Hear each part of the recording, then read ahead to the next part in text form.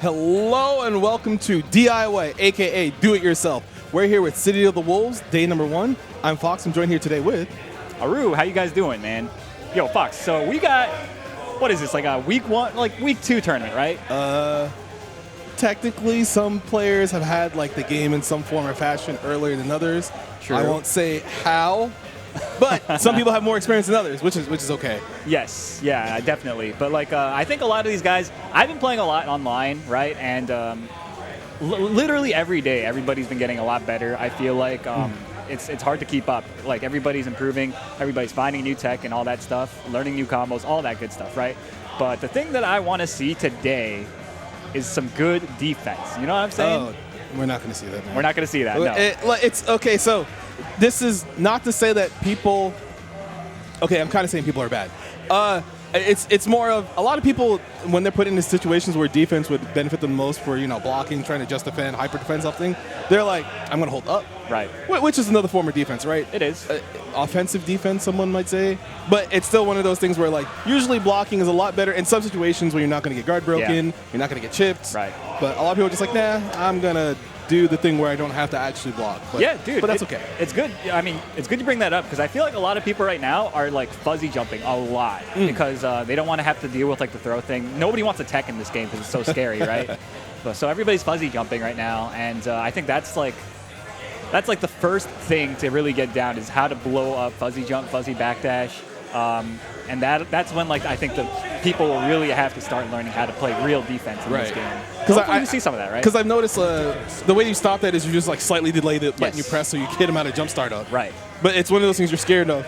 What if they reversal? It's what like if they mash? Yeah, because everybody mashes. Yeah, because it's just rock paper scissors, but people are scared to throw. Some people are like, what if they keep throwing scissors? It's like, you know how to beat scissors. You know what beats scissors. Exactly. It's hard though. I mean, it's new game. Basically a new franchise, right?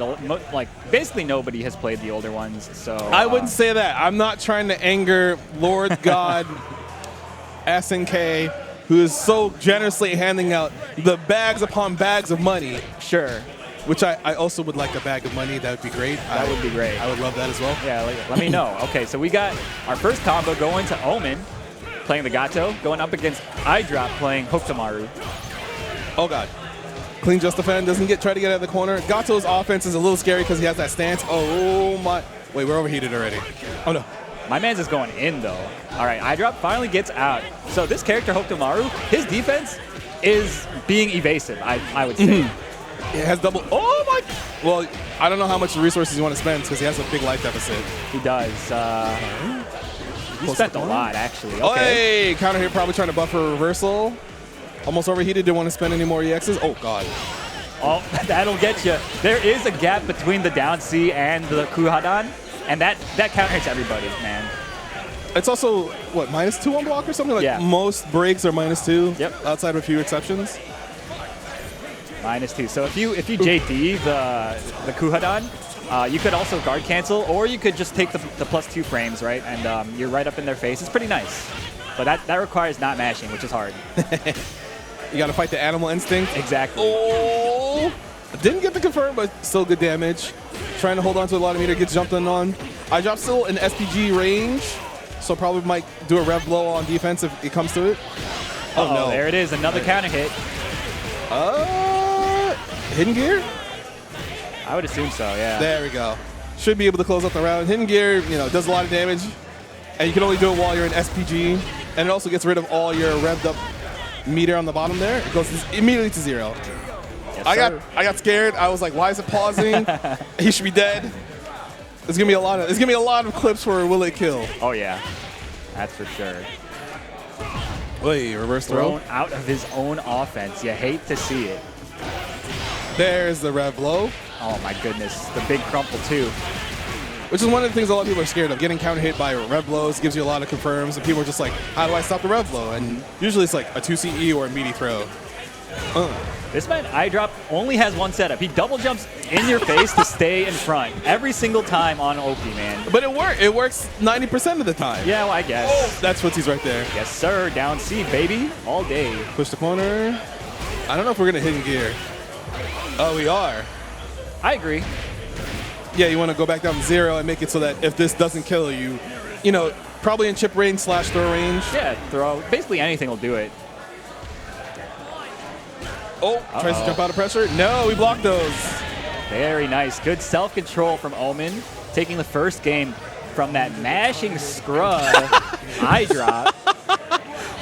He can say that because they're boys. They're boys, so he can say that. Ooh, a nice down C, checking the run. Gets a stance follow up.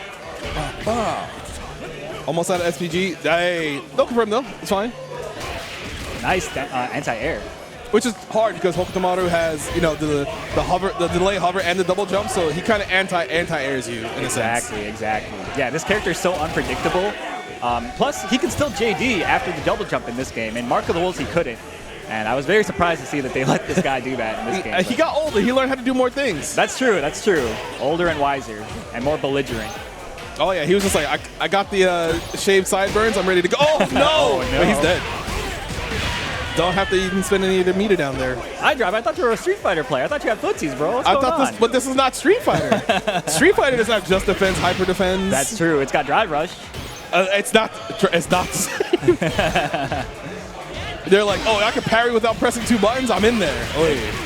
Very nice. Yeah, Omen's just getting hit a lot. Keep trying to challenge after the down C. Oh, reversal. We're getting out of here. If I'm not mistaken, only light DPs have the invincibility, not the heavy ones, since you can break them. Yes, sir. He's not dead, right? I don't think so. Oh my God. Run it back. Nah. All right. There's a tick throw set up, which a lot of people are scared of because, you know, throws in fighting games are, you're just throwing rock constantly. You don't have to contest with the paper. Because the one time you pull paper, they hit you with the random scissors and you're like, oh, this game's random. Exactly. Especially in this game, you take so much damage for getting your throw like beaten. Oh, baited. Let's go. He did do. You can do the follow up on whip, right? The red blow. I think you can. Yeah. Okay. I guess he got scared about getting contested, so he's like, I'll just do the one part. Oh no. Nice walk under though from iDrop. Takes a small knockdown. Oh, hey. That's that Street Fighter 6, baby, and 5, I guess. Oh, immediate throw break. No anti-air. iDrop being really aggressive now. Smells blood in the water. He's trying to see if there's a reversal from Omen. Ooh. That's him out of the corner. iDrop being a little careful because he knows if Omen manages to get to SPG range, he's just dead off any confirm. I like, though, that he's like giving him space, not going too crazy, keeping him out of SPG. He's looking for, Now it's a little scary. Oh, we dropped the confirm. No, and you're dead. He could have died, but iDrop was feeling generous. Doesn't matter. The same setup works every time, baby. It's more content. He's giving us more content to look at. That's the idea. Yes, sir. The double jump, baby. All right, so iDrop ties it up 1-1. So the fact, that teleport move is kind of blowing up a lot of people online because they're not really used to seeing the puff of smoke, getting ready to anti-air. Oh my God! Send help! He's dying. That's going to do quite a lot of damage, but he spent a fair bit of bar to do it. Oh, he tried to press. In. Oh, no knockdown. It's okay. Oh, it's footsies. He wanted to get more meter off his confirm. Wow, bomb. That might have been a setup. I've actually not seen that before. Neither have I, yeah.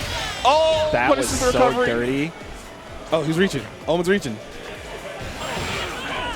Oh, I feel that. That wasn't a bad idea. Like, he expected the jump to continue forwards, right? And that's why he did the DP, but Hokutomaru, of course, like we've been talking about this, right? The character is just really unpredictable. Full confirm from Omen into the corner. Let's see if iDrop decides to. Ooh, he thinks he's nasty. He's like, I have just defense, bro. What's good?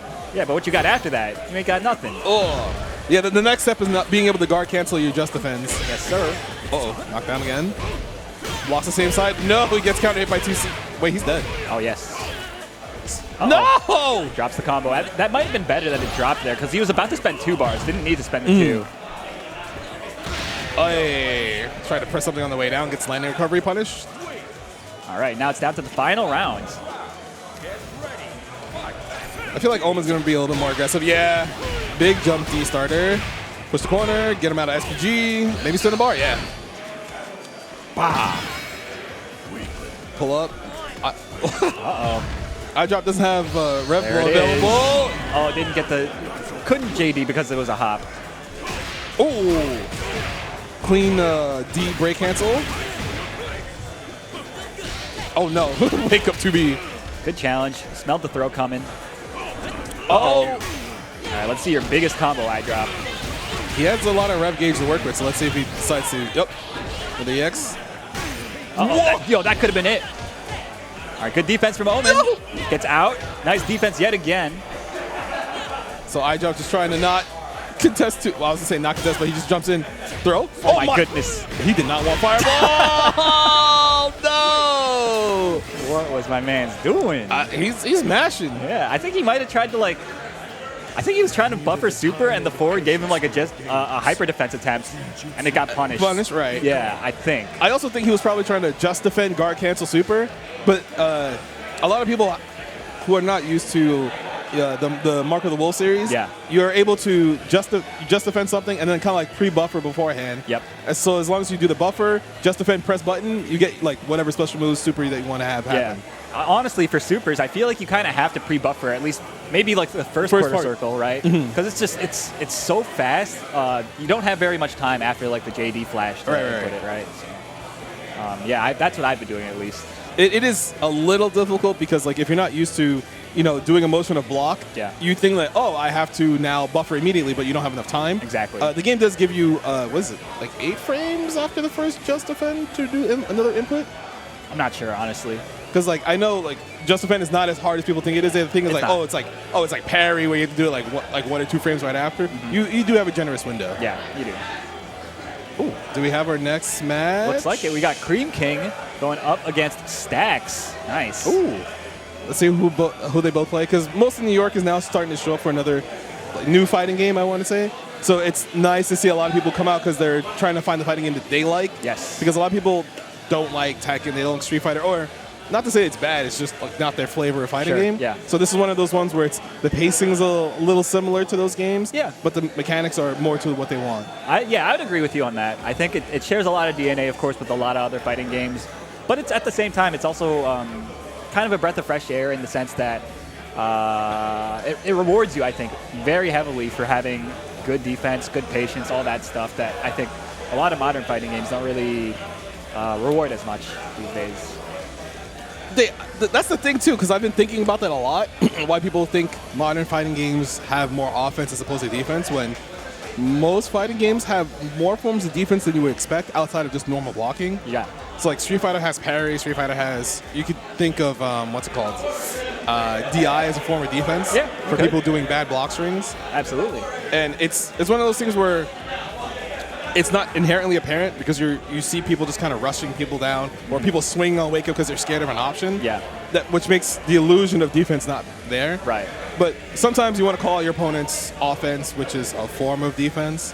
I know I'm being really semantic here, but fighting games aren't super cut and dry, so you have to They're deep. They're very deep. You have to find a way to tell people like, hey, it's not as clear cut. Trust me, please play the game. You'll understand. Yeah, dude, absolutely. That's one of the things that it gets lost when people discuss these things online and all that shit. Like it's like people just want to say the thing that they heard their favorite content creator say or whatever, right? You know, or their fellow stream chat monsters say. They're like, oh, I saw this in this stream chat, and they repeat it here, and you're like, what basis do you have on this, man? Exactly. Yeah. I mean, it's not always so cut and dry, but you already know how it is. All right, so we got, they're setting up, they're doing their buttons. They're trying to figure out buttons, but it looks like Preacha. Possibly, yeah. Because you do have to select your character first before you get to put your buttons in. Yeah. Preacha, one of those characters who, what's it called? If that's what we're going to see. She's one of those characters who does, a lot of people say her buttons are kind of stubby, which is, I think, fine for that type of archetype because she has a couple of active frames on like her 2C, her far C, far D. And once you look at those, you're like, oh, wait, I can just kind of like counter poke people with these and get a lot of wild punishes. Brother, yeah, absolutely. Those buttons are incredible. I feel like she can play a pretty robust game plan with like her toolkit. Like you said, people see the buttons and they think like what's the word? Like gut reaction is to think that she's like not going to be very good at like footsies or whatever. But I do not agree. I think that she is perfectly capable of standing her own in this game. Like, she has a fireball. Yeah. She has a cross-up special move, if I'm not mistaken. She does. And it's like, I don't think it crosses up in the corner. I haven't seen that situation yet. I don't recall. But normally it's done mid-screen, and people do get hit by it because they see her jump, they do like a delay button, it counter hits, she just gets hooked up with a big confirm. Yeah, man. The character has a lot of stuff. I mean, there's a lot of people like, you know, digging real deep with this character. Juicebox, I think, is the one I've been watching the most. And she's got some stuff. I think one thing that I really find annoying about playing against her is her dash. Like, doing dash forward button with her is really, I feel like it's really good. Just because you want to react to the dash. Dash, yeah. But, like, she'll counter hit you. She'll counter hit your reaction with, like, a close C or whatever. And she'll get, like, you know, like 40% of your life for that. Like, her damage output is high. It's just that, like, her mobility is not as... It's not the best. Yeah, it's not the best, which is, like, okay because like you use that to your advantage. Your opponent's thinking, oh, I can try to I can react to this, exactly. Yeah, like you said earlier. So, and also because jumps are kind of awkward in this game for some characters, it's a little bit easier. Oh, we have Hein as well. Oh, my God. All right. So player 1, we've got Creamking playing Kine, and player 2, we've got Stacks. So Kine is that supposed top tier everyone's talking about.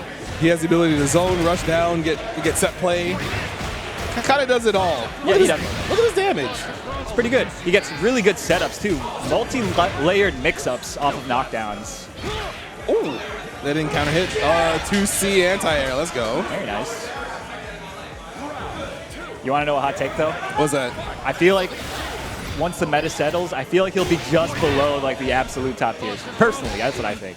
I can see that because like a lot of his tools are really dependent on being able to execute. And a lot of people do flub a lot, so your damage output does start to go down, or your confidence with certain confirms starts to get worse. And people will start to slowly figure out, oh, if I jump in on him and start to preemptively just defend, I can get through most of his setups. Exactly. I think that's the thing is like people aren't defending very well at the moment, and this character kind of preys on that really well. But obviously, you guys didn't hear it from me. If the character ends up being top tier, I didn't say. It's okay. You said just outside of top tier, so you're kind of covering your bases. I hedged, yeah. Ooh, third strike, y'all. Oh, could have killed. Chip? No chip.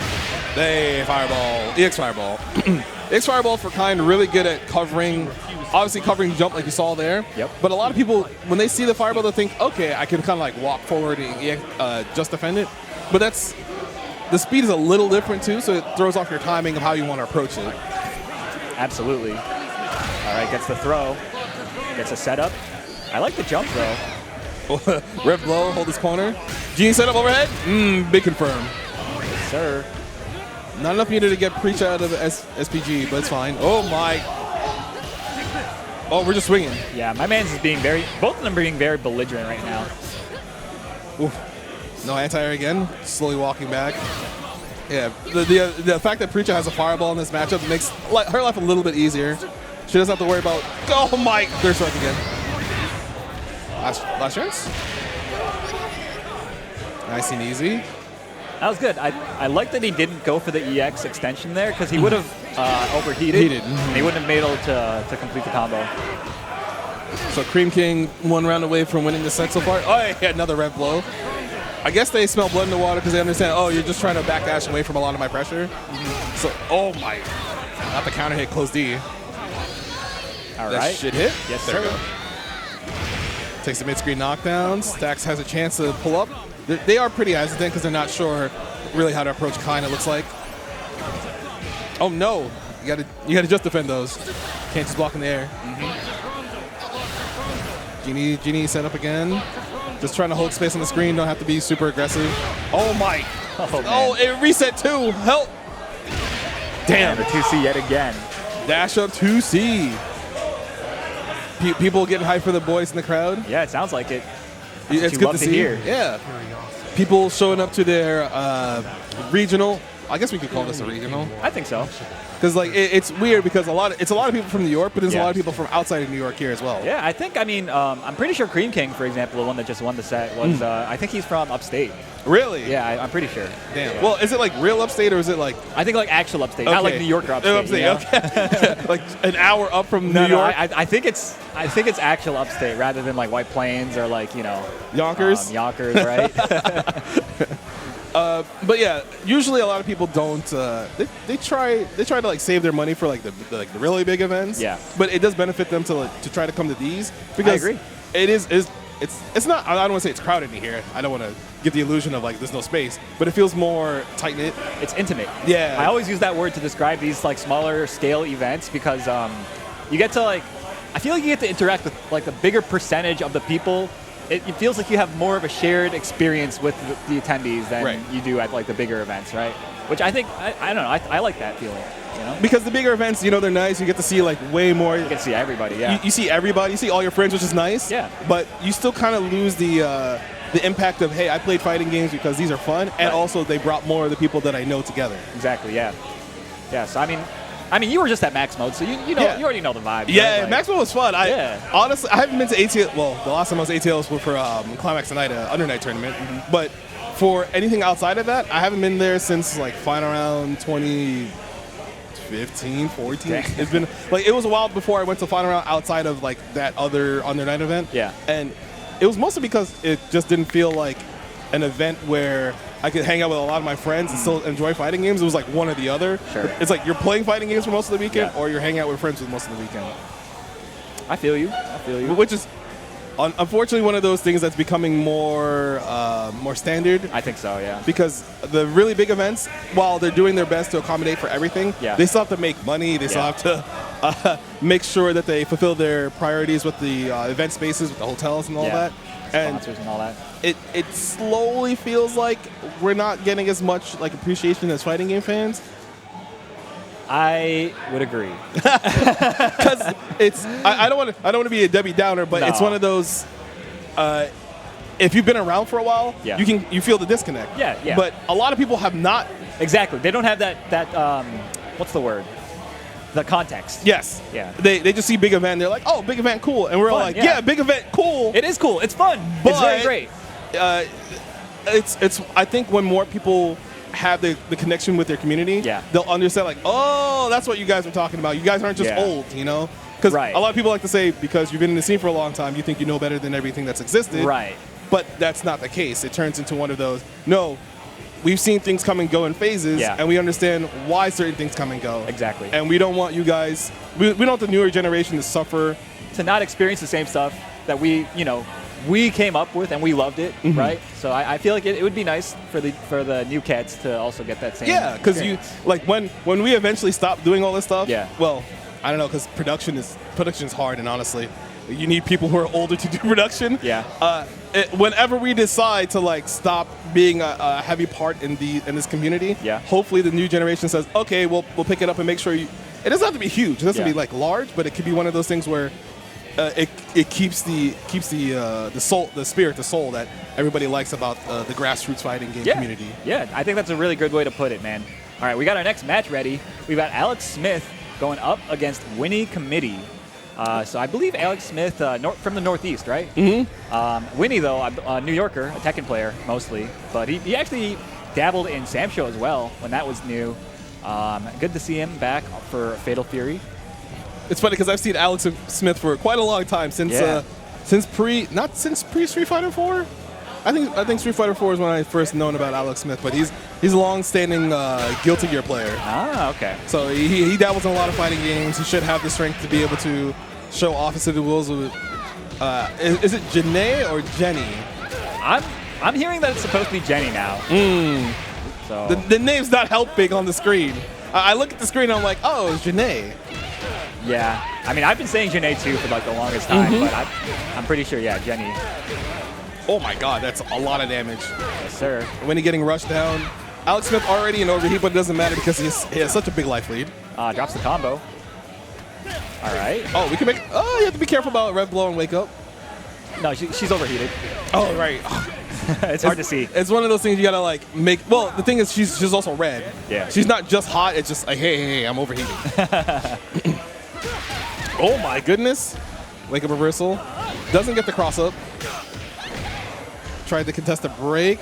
Alex Smith pushing Winnie into the corner. Yeah, yet again, we're seeing kind of a repeat of the last round. Bends the bar. Pushes Winnie into SPG. Winnie does have a chance to get out of here, but gets opened up by the very slow overhead. Should be dead? Yeah, easy. That's game number 1 to Alex Smith in very convincing fashion. Yeah. I think Winnie just I feel like Winnie was not aware of where to challenge her close C strings, right? Because that is really important with this character, in this matchup in particular. Oh, the 2CE anti-air. That's clean. Very nice. All the way push. So Winnie on defense right now. Probably wake up with Rev Guard trying to get some pushback, but Alex Smith gets back in. And you see again, like he's trying to find the spots that he can like move, do stuff. But like Alex Smith, he just keeps extending his pressure and finding these hits, you know, with like the core circle forward move, with the far Cs. You know. And it's funny too because he blocked the overhead there, and then when he tried to contest, he immediately got counter hit. Yep. Yeah, frame data. So final round for Alex Smith. No cross up. Doesn't get to confirm off the 2CE, but still keeps his turn. All right. Oh, doesn't get the combo, unfortunately. Well, just trying to counter poke with crouch C. There it is. He's a jury player, right? So he's trying to use that like down. What is it? Looks kind of like a actually stand meeting punch. I forget. What's it called? Jury has crouch. It's crouch strong. It's like crouch strong. She does this. Yeah. Oh yeah. And yeah, then drive rush. Oh, you shouldn't be dead, but you get one more chance on wake up. You do have to worry about getting reversal baited. Oh, this is gonna peace out. And the 2CE anti-air once again. Gave Winnie the room to hang himself. Because in a lot of in this game, what I've seen so far is a lot of people hold a certain position on screen once they've either established a life lead or they realize like, hey, you're just trying to jump out of the corner because you don't want to try to walk out or use your other conventional means of escaping the corner. Right. Yeah, I think in a lot of matchups, I feel like once you get the life lead, I do feel like it will be the optimal play for some characters to play very defensively and lane. And I think that is a kind of like, you don't see that much anymore, right? Yeah, people are just like, oh, I have a life lead, I'm going to go in and end the round quicker. And it's like, exactly. No, you could probably like sit back, chill. But I also get why people like want to rush like in other games, right? Because it's like, you are not rewarded for defending yourself very well, right? It's like, you have to outplay them so much harder than they have to outplay you in order for you to defend properly. Right. In this game, I think that's also true to an extent, but I don't think it's quite as bad. Yes, well, it helps that there's so many options to try to be able to escape pressure. Yeah. But since some of them can be baited pretty heavily, it's usually in your best benefit to like try to down back for a little bit, assess the situation, see what their offense is like. If they're just throwing you, then okay, I'm just gonna jump forward out of the corner, and I got out of the corner. Yeah. But then you still have to mount the comeback and get your way back in. Yeah, dude, I agree. So, all right, we got our next match coming up. Yo, it's a New York Classic. We got Liston the Prince on player one side going up against KPB's Animonk. So if people have watched any Lunar Phase streams, Lunar Phase / Next Level streams, Liston, he does commentary for Street Fighter 6. He's also doing commentary for City of Wolves at the same time because they're run at the same time. And then Animonk, long-standing KOF player in general. Started, I believe, with 13 maybe. Sounds about right. Yeah, and plays. Last time he was playing this game, I saw him playing Mai, but it looks like he's on Hotaru now, which is very smart. As a friend of Animonk, I am happy for him. But also, as a player of Fatal Fury City of the Wolves, I am furious because I hate that character. She is quite strong. A lot of her options are, I don't want to say anything. I don't want to badmouth anything. It just seems kind of absurd for some of the stuff that she has by herself. Yes. But that's kind of what makes top tiers. Yeah. They're more outish about their tools and what they can do versus the rest of the cast. She is very much a standout, like you said. I mean, the character is just, she's got every tool that you could possibly want. She feels like a Mugen character, right? She's got everything. Oh, I want to do my command grab right now. Oh, I can combo off my command grab? Thanks. I love it. Brother, exactly. Yeah.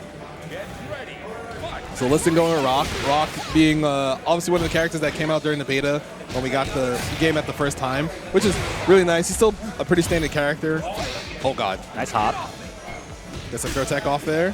Liston gets a big jump in. Yes, sir. Gets the knockdown as well. What we got? Nice roll, though, from Animonk.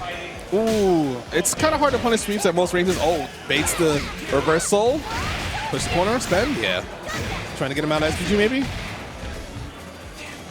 Ooh, close D. Liston still trying to press throw and wake up. Animonk isn't really confirming stuff. He's just like counting on Liston be blocking, and that's not always the case. Oh, almost in overheat. So Animonk has to be a little bit careful, but he still has the life lead, so he kind of doesn't see Listen as a threat if he gets another confirm. Speaking of, nice and easy, gets round number 1. Yes, sir. I mean, Liston was doing all right, but like literally 2 bad DPs, and that, like he just dies. Sometimes it's one of those things where you're trying to do the DP break to try to anti-air, but if they're too far, you don't get the break animate. You don't get the break startup because of how high or far they are. Right. You gotta like plink the rev button and hold it when you do the heavy DP, and that'll always get you the break. Try to bait a reversal with the neutral jump. There's a rev blow. Listen, being careful on offense. Oh, hey, he has air Rapukin. That's one of the new tools he's gotten. He can do that in the air now for some reason. He thinks he's Akuma. He wishes, bro. Nice backdash on the command grab attempt. Whoops. Goes too far. Tries to swing after the 2C. That string is really tough to deal with. To down C into the EX rush punch that Kotaru has. It's I've been labbing it, and you have to like. It's like that meme of like the guy that with like doing all the calculations in his head, right? Right. And on the other side, the other guy's just doing the thing. He's just doing, as most people would know it, you're just doing Helmbreaker. Yes, sir. Oh my. Oh, also one of the things to note, a lot of people have trying to change their roll on wake up or not roll on wake up, because if you roll, you lose your throw invincibility, but rolling does get you away from a lot of people's pressure. Exactly. Oh. Big counter hit. Nice little combo. He could actually get him out of SPG if he spends some bar, and he does.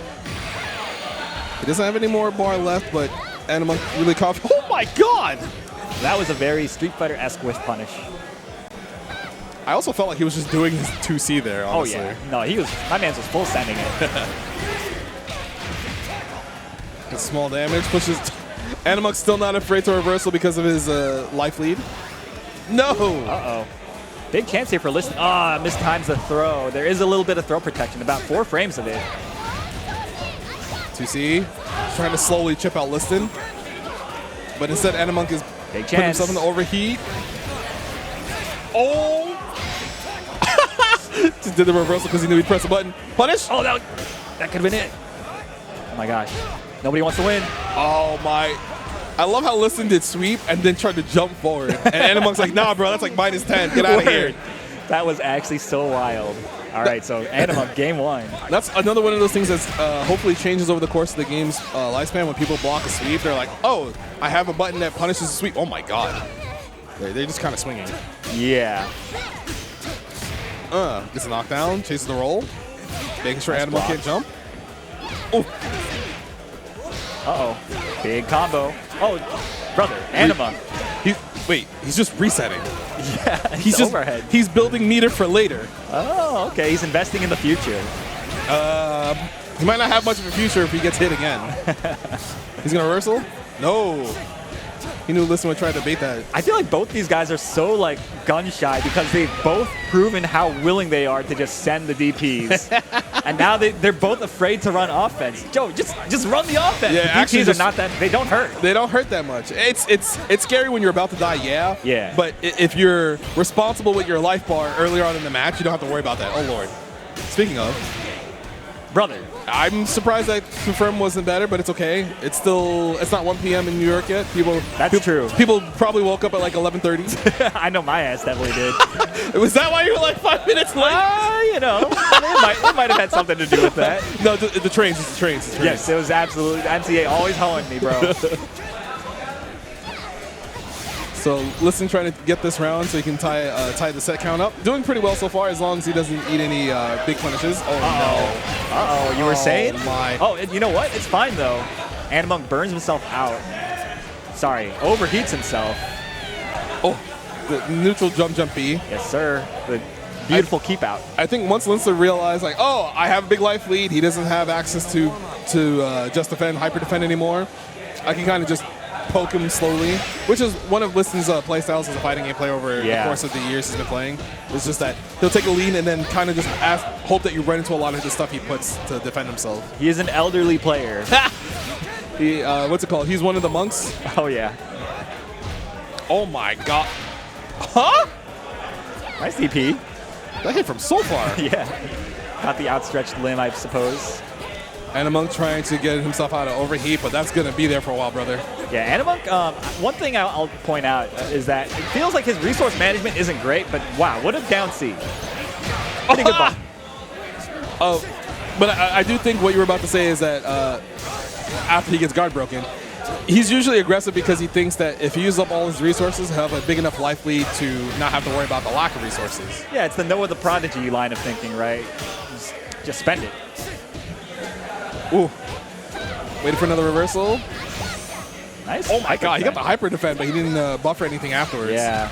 I mean, it's nice to get those. That's a great start, but like I said before, like you need something to follow it up with, like a guard cancel or something. Otherwise, you're just doing it to look cool, which is cool too, you know. Yeah. It will be one of those things that over the course of the game's lifespan that hopefully players get better at. Yeah, and they will. I am 100% positive. Because brother, like any mechanic where you get to do stuff out of block stun is just like it's kind of broken. It's gonna be pretty good no matter what. Like literally, the idea of doing stuff after, like while you're on block stun does sound busted, but it requires execution unless you're biking. Biking gets kind of cheat. Right. So, some of her stuff is just like, oh, you just have to time stuff properly. Let me just do a weird quarter circle. Yeah. Plus, our biking is a character. Yeah. So listen, I believe he gets one more chance. Yep, there we go. Animonk just going to try to run offense, gets a dash up throw after the break cancel. Yes, sir. All right, Animonk moving on 2-1 over Liston, the Prince. We'll probably see these players later on in the bracket because how many people are in this bracket? I don't know. Because I know there's at least 200 people, almost 200 people signed up for D.I.Y this weekend. I would guess probably like 60-ish. That's pretty good, especially for a one-day tournament. Yeah, a one-day tournament where it's like the day the tournament starts, the day the tournament's over. I love that. I love that too, man. I was just thinking how like I'm just gonna be able to chill at home tomorrow, and it's just like the best. I don't have to like fly or anything. I hate flying, bro. It's the worst. You just sit on a plane for X amount of hours. You're just stuck doing, like, people will say, oh, you can read, you can do X, Y, Z. I'm on a plane. I'm like, man, I want to get off of this plane. It's miserable. It's so uncomfortable. The pressure, I don't like it. Yeah. Right. I mean, where's my train? Where's my bullet train across America? I'm saying, brother. We need one of those. We need a couple of those, actually. Nah, bro. Big oil is. They are never gonna let it happen. You know. But we're stuck. We're stuck. That's neither here nor there. We don't want to. You don't come here to the LP/TSB stream to get depressed. You come here to watch some City of the Wolves. Well, you might be depressed by the way some people play, though. I mean, yeah. People just it's early. It's early. You can't hold it against them. What time? You know? Oh, you mean in play style? I mean both. I mean, it's both like the game's new and it's also kind of earlier. Like it's like 1 p.m. right? It's about some people be getting up at this time on the weekends. You know. I know I do. If I don't have anything to do, I'll stay up till 5 a.m. watching match footage of some fighting game I like, and then it's like, it's 11. I'll wake up at 12. It's fine. I don't have anything to do today. Exactly. It's okay. Exactly. All right. So we've got Yurikov going up against EVAC. Okay. Yurikov plays, I believe he plays Hokutomaru. Right. A very evasive character. Yep. Yurikov loves being annoying when he plays fighting games. Yeah, I know. and it's kind of a pain because you sit there and you're like, when is this guy gonna not stop fidgeting? And he just doesn't stop fidgeting. He's a very active player. He's in KOF. One of the big hallmarks of his play, in my opinion, was the fact that he likes to go for the throw conditioning a lot.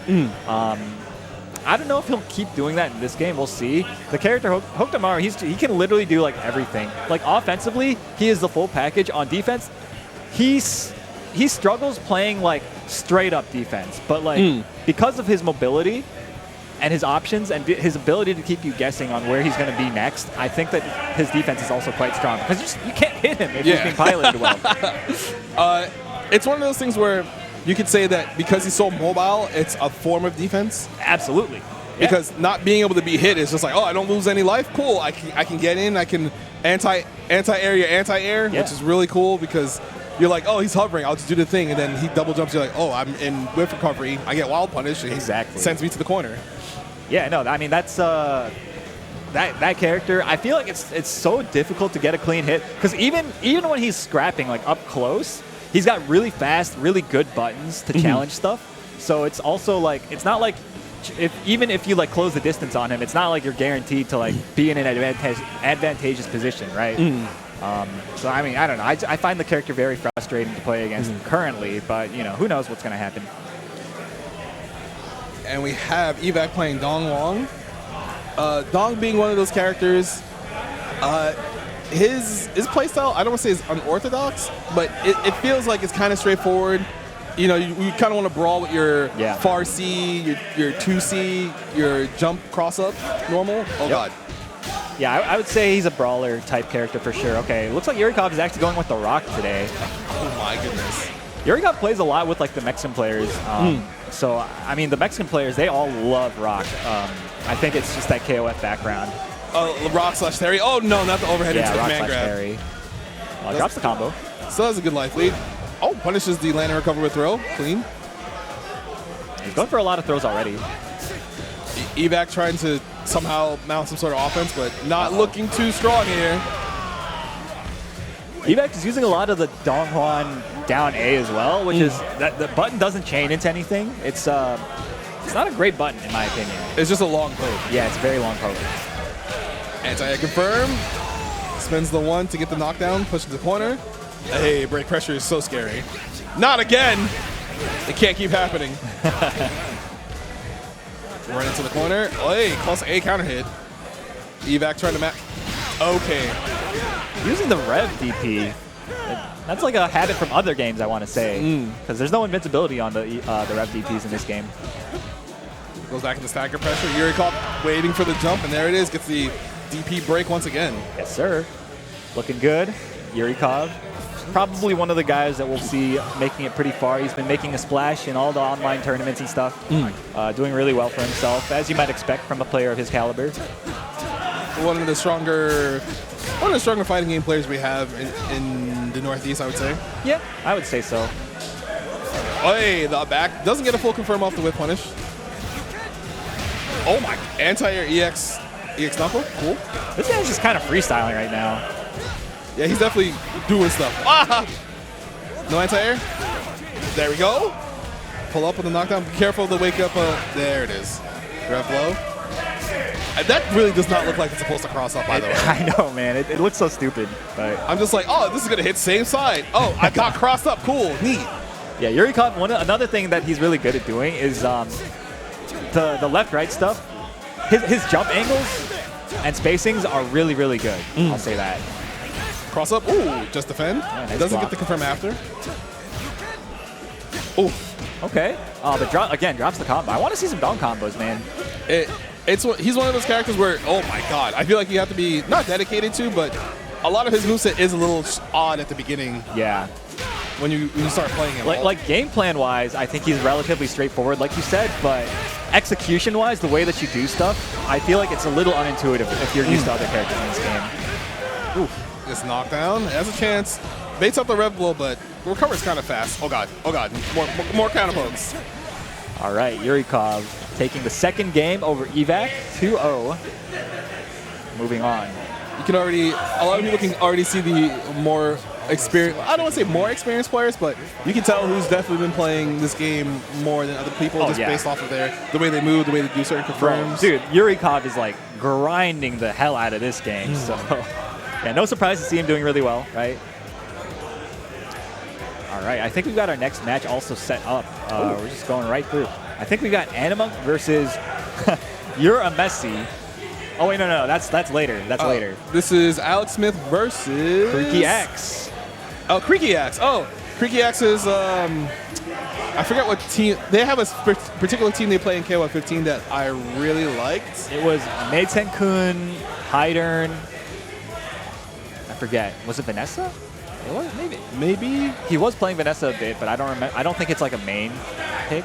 He was definitely playing one of those teams where you were like, oh, I didn't know you could put these characters in this order. Right. And his playstyle was very nice to see because it would be with Manzon, he would kind of rush you down. You're like, wait a minute, this is a chart character. What's going on here? Right. Why am I getting rushed down? Yeah.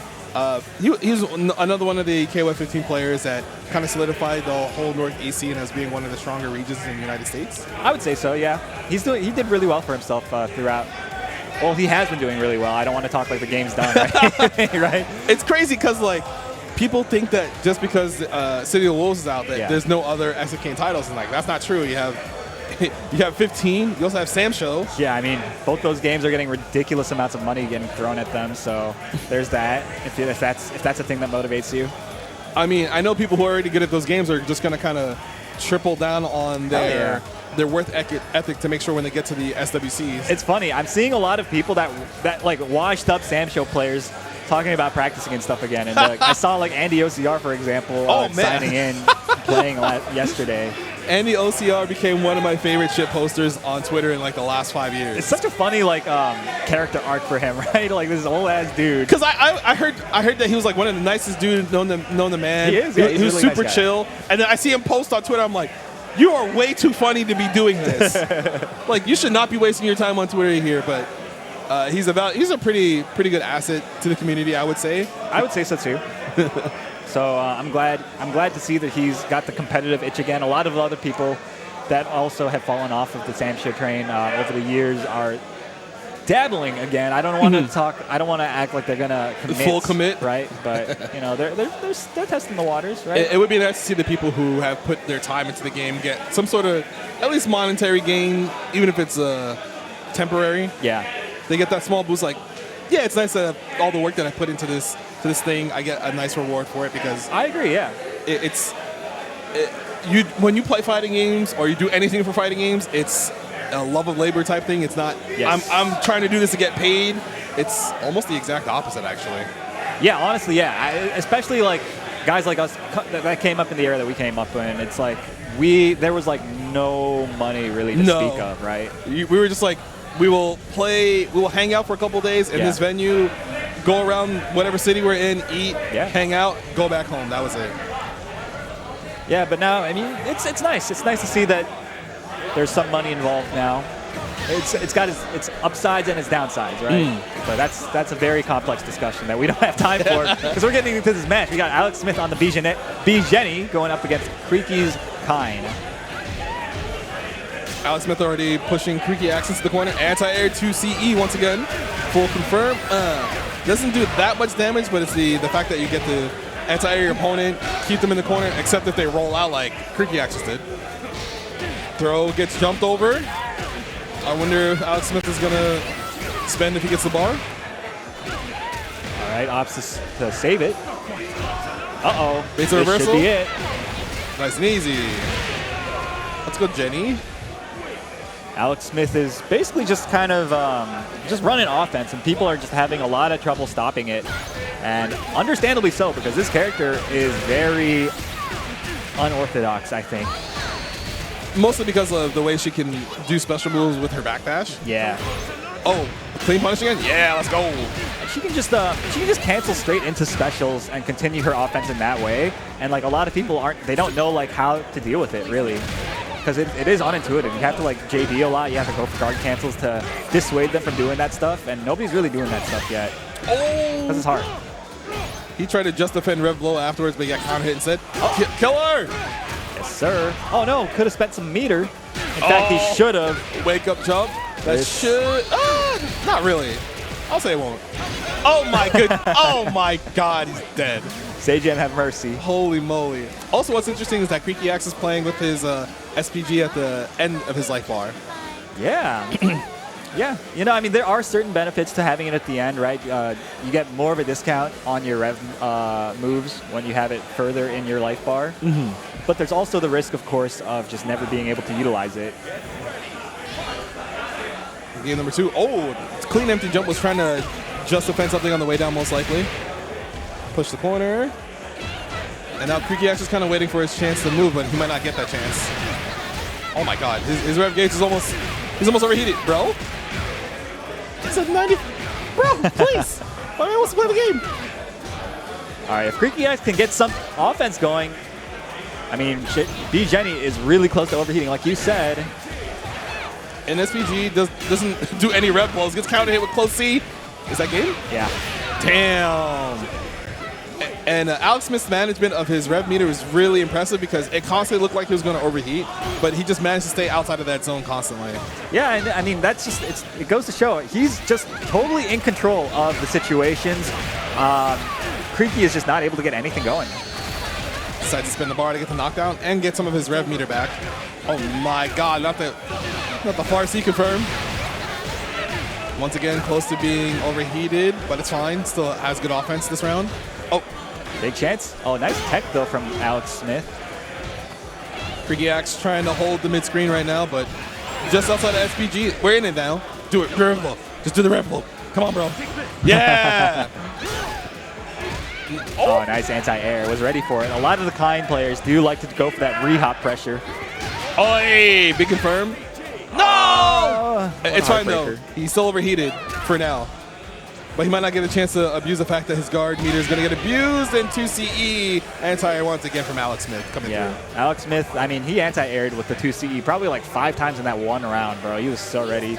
It's one of those things where since everybody in the game has the 2CE, the ability to just say like, oh, you're jumping at me, 2CE anti-air, in case you're too scared to do your anti-air reversal with invincibility, because sometimes that might get baited because they're too far. Yeah. 2CE usually is fine, except if people like try to jump in just defend your anti-air. Yeah. But then you can still, if I'm not mistaken, you can still cancel 2CE anyway. You can't cancel a 2CE that's blocked, and JD counts as a block as well. Okay. So it's still safe in most cases. There's some characters that can like JD guard cancel in the air. Mai, for example. Mai, right. Yeah. But like in those cases, you're not taking a very big punish, so it's fine. Because usually most people are, when they just defend something, they have to wait the land. Yeah. And depending on the spacing, sometimes your 2CE might push them out too far. Yeah. And they don't get to do like a close-up, close C, close D for a punish, which is nice. You don't get guaranteed anything, really. Okay, so there's certain situations where you can get them to JD something in the air, and if you get them to land as you do like a special or a super or whatever the case might be, if you get them to land on that same frame, it'll hit. Because you can't block on landing. Oh, right, because there's landing punishes, right. Okay. Yeah. Okay. But that's like a really edge case scenario. It's something that people are going to have to lab out for themselves. Not every character really has good options. Mai, for example, doesn't really have any. Terry does, though. Terry, you can do, like, for example, you can do DP break. They JD in the air, they land, and as they land, you hit them with, like, a power geyser. Oh, right. Or his hidden gear even. Any of his supers. If you time them right, you can hit them meaty as they land. Okay. Pretty sick. So we're waiting for... All right, looks like we've got some issues going on with something. Oh, you know how it is at events with production or just people trying to sit down at a setup. Yeah. Something goes wrong or someone's like, oh, I just kicked this and it goes awry. But once again, thank you for joining us today for D.I.Y. Do It Yourself. A very expensive venture because we have to play some ads for you right now to make sure that we can do this hopefully again next year.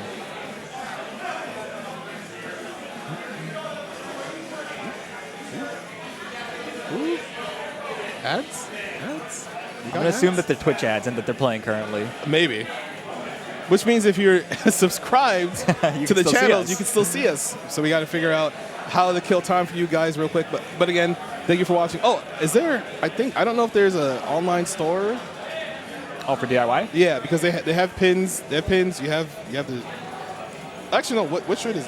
Oh, this is ECT. Oh. Shout out to ECT, by the way. Shout out to ECT. Oh, Rest man. in peace. Well, for now. For this year. Yeah, hopefully not for forever. Right? Yeah, well, hopefully they come back next year. I would love that. Because the venue they had was pretty good. I just think, I refrain from saying what I know. I would like people to try to show up next year, like more people. Yes. So that way we make sure that they don't have to worry about any financial issues of getting securing venues. Yeah, I mean, that venue that they got was enormous. I don't know. Hopefully Capcom blesses them again, or SNK, or whoever the case might be, because sponsorships now are really the ones that are driving these big events. It's just not sustainable. Yeah, because a lot of venues cost a lot of money. Yeah. Especially just it's only going to get worse, too. For internet, too, which is awful, because every event has to have a stream now, which means you have to pay your venue for some sort of connection, or you have to sustain a connection throughout the weekend, which is kind of astronomical, which is why some TOs just decide not to talk about it, but people be like, TOs be making all the money, and it's like, you're lucky if your TO doesn't go homeless, right? Because they have to put their house up for collateral for some of these abilities to get money. Yeah. Oh. Yeah, it looks like they're trying to figure out what's happening on the screen, because I see datagram right there on the third screen. So hopefully there isn't some issues, because a lot of people will probably not be happy about that, because they're like, man, I was trying to play on stream, and I couldn't, you know, hit this combo, or I couldn't block with these frames. That's a skill issue, my brother. Which is why you can still opt to not play on stream, as long as it's not a top 8 match, I guess. Yeah. I mean, as long as you're like cool about it, be like, yo, I'd rather not. Can you find another match? You know, they'll most of the time be willing to work around you, unless, like you said, top 8. Top 8. Top 8 is out of their hands because, you know, it has to be on display. Yeah. But normally you can go to Tio and say, hey, maybe you have stage fright, you don't feel like you play well. Maybe you don't like the setup that's on stream, and you know it's a pools match. You say, I would like to not play on stream. Right. And usually, well, it hasn't happened in quite some time. I think there was only like 1 or 2 times in like the past couple of years I've ever had to see that. But it was nice that it was resolved amicably, because I know a lot of people are just really belligerent when it comes to that stuff. Yeah. I mean, fighting game players, some of them are very difficult to be around. That's putting it very nicely. Oh, yeah. I mean, you already know. Okay, we got our next match lined up for y'all. We got another kind of a favorite. Been putting in a lot of work. Been grinding online a lot, to my knowledge. It's GucciBluntWrap going up against Bogura. I'm not familiar with Bogura, but GucciBluntWrap is a player that is very strong in every game that she touches. Most recently, I think Grand Blue is her focus. KO at 15, obviously a threat. Right. She was one of the few Maximo players, I think, in the world. Yeah, her Maximo was nasty, too. Yeah. I just wish they would give Maximo more than like 4 moves. Played Kukri as well. Kukri is the character I knew her the most for, so... okay, we got Bogura's a good Tekken player. I love the note that we got. That note is great. Can we get more notes like that, please, production? All right, I'm just going to hop on here. Don't read the stuff I tell you out loud. Oh my Why God, not? are you professional? Why not? Come on, man. We're having fun. This is not. It's do it yourself, brother. It's not esports. You gotta be like, I'm receiving word that Booker is actually a good Tekken player. Oh my God. When I get paid to do that, I will do that. Anyway. That's Datagram for all you at home. Yes. You might see him doing production at your favorite event. Make sure you say hi to him. You say hi to Monta. Oh, yeah. If you see Lem or Chris Bardot at any of your events, they're probably your bracket runners. Thank God for Lunar phase, because, man. God. Yeah. Man. No, they be holding it down for us, man. For real. They're responsible for helping other events like this happen, or just like their own events go through. If you're in the tri-state area and you're free for one weekend, make sure you follow the Lunar Phase account, so that way you know, hey, when's this event going through? Well, if you follow the account, then you'll figure it out. It's a Hoka Tamaru mirror. Oh boy. Not Hoka Tamaru. Hotaru mirror. Hotaru, yeah. It's going to be hard keeping those names straight, because both those characters I think are going to end up being super top tier if nothing changes. Oh my. Uh-oh. So GucciBluntWrap's already off to an amazing start round 1. Yo, Gucci is just being so belligerent right now. My girl is just mashing. Yeah, she knows how good she is. Hell yeah. She's like, if I don't know you, and I'm not scared of you, I'm just gonna press constantly. That's the strength of this character, Hotaru. She enables you to, like, present so many really strong options, and if the other player if they haven't labbed it out, basically, they are basically going to be cooked by the layer 1, layer 1.5 stuff. Oh, hey, there's a reversal. Invincible, no break. Hey, Red Blow, get off me. I want my turn still. And she's just holding her pressure. Oh my God, that counter hit confirmed. You're not dead. You get one more chance? Stomp again? No. Big nice sweep. Get your turn back, break, cancel, waiting for a reversal, punish the sweep. Nice. That was a great bait. But Bogura just tried to jump again on the command grab. Anti-air? There we go. Nice. Oh my God. Busting right out. The red blow into reversal. All right, so GucciBluntWrap taking the first game in this Hotaru mirror, but we saw some flashes of genius from Bogura. Just defending the guard cancel reversal. Gets the full confirm after the break. No jumping. 2B to stop you from leaving the ground. Opts not to spend any bar. Wow, that crossed up. That was disgusting. Oh yeah, Cookie was saying that I think she's the only character who has the ability to get a left right off a throw for reasons. Okay. Which, when you're the only character who can do something like that off of a throw, it means your throw is way more powerful than everybody else in the cast. Yeah, a little bit. Bogura looking a little confused, a little lost. Like, what do I do? He's like, my character's this busted? I didn't know that. GucciBluntWrap's just trying to push the corner. Wow. You know what's funny? No Hotaru player knows how busted their character is, I feel like. Because they're not labbing against it. They're just doing stuff. They don't need to lab, bro. I'm pretty sure that most of them have no clue what's going on. Cancel again? Anyways. Spin? No spin. Sweep coming through from Bogura again. Bogura on his last legs. Oh, Farsi no confirm again. Yeah. Oh, the right. DP barely hit. Has a chance, but needs to make some real offense happen here. BluntWrap's just going to walk back, and there's the jump B again. Yes, sir. All right, GucciBluntWrap taking a 2-0 over Bogura, who was, as we were told by a higher power, a strong Tekken player. There you go. That's what we're supposed to be doing. Yeah. But we'll most likely see her further in the bracket later today, if not top. Wait, did you enter the bracket? I did. I play next pool. Next pool, okay. Yeah. You gotta stop entering the bracket, bro. Like, you gotta pick one. You gotta pick one. Hey, come on, man. It's DIY. It's a grassroots event. Yeah. I'm gonna try to enjoy both worlds as much as I can. That's true. As much as I can. I mean, I think I looked at your pool. I think you have a good chance of making top 8. So I think I don't want to count I don't want to count in chickens yet, but yeah, you have a good chance of making top 8, which means I have to cover for you when top 8 comes through. That means more pay for you. We're getting paid? We are.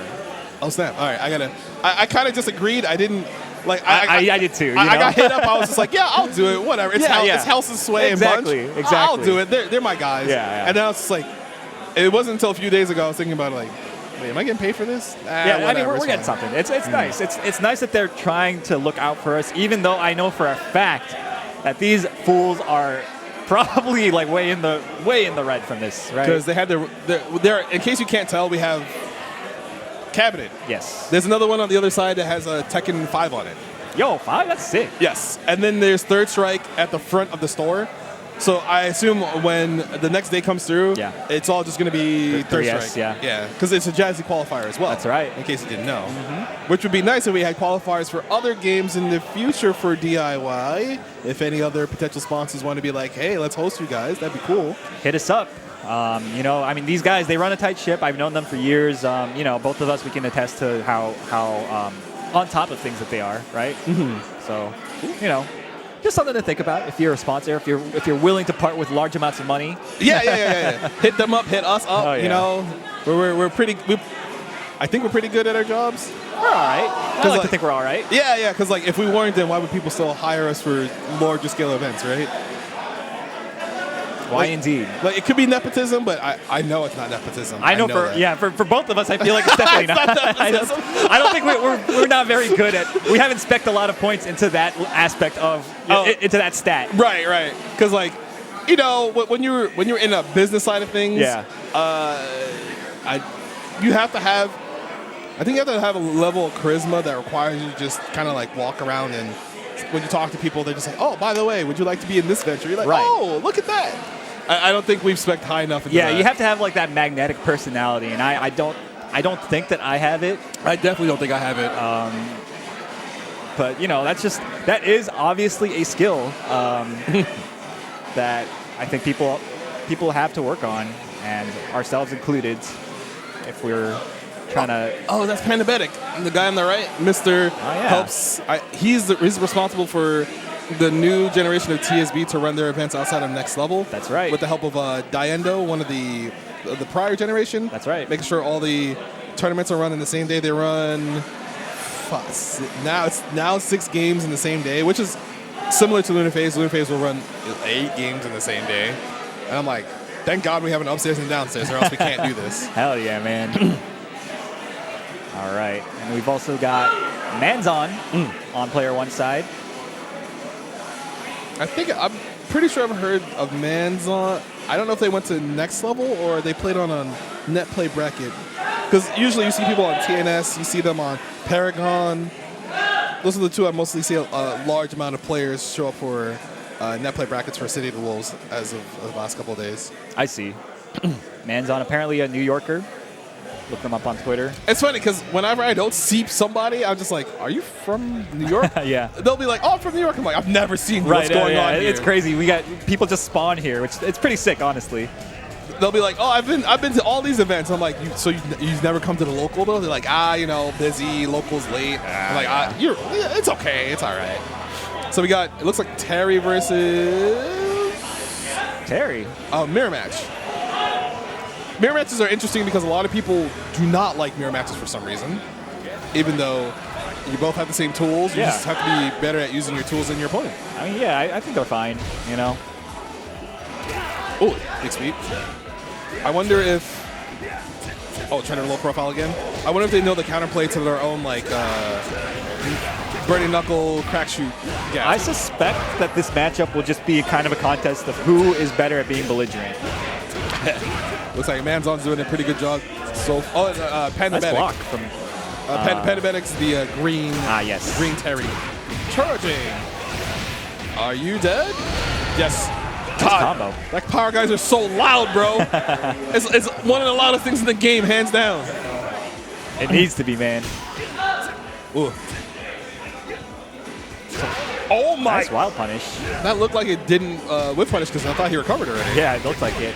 He actually could have confirmed into Rev Burn Knuckle from there, but wasn't really thinking about it. Ooh, tried to mash on the charging tackle. Unfortunate. Tried to advance forward and got a hyper defend attempt. 2. I think Panda might be trying to hyper defend the second part of that. It does look like it, right? Or trying to guard cancel or something. Ooh, 2CE. No confirm. Well, couldn't confirm. Wasn't a counter hit. Another one right back at you, says Pandabetic, and this is going to be not it. I thought he had 2 bars. He's in over. heavy crack shot going over fireballs. Very nice. It's like the Shoto thing of, they threw fireball, do thing that jumps over fireball. Exactly.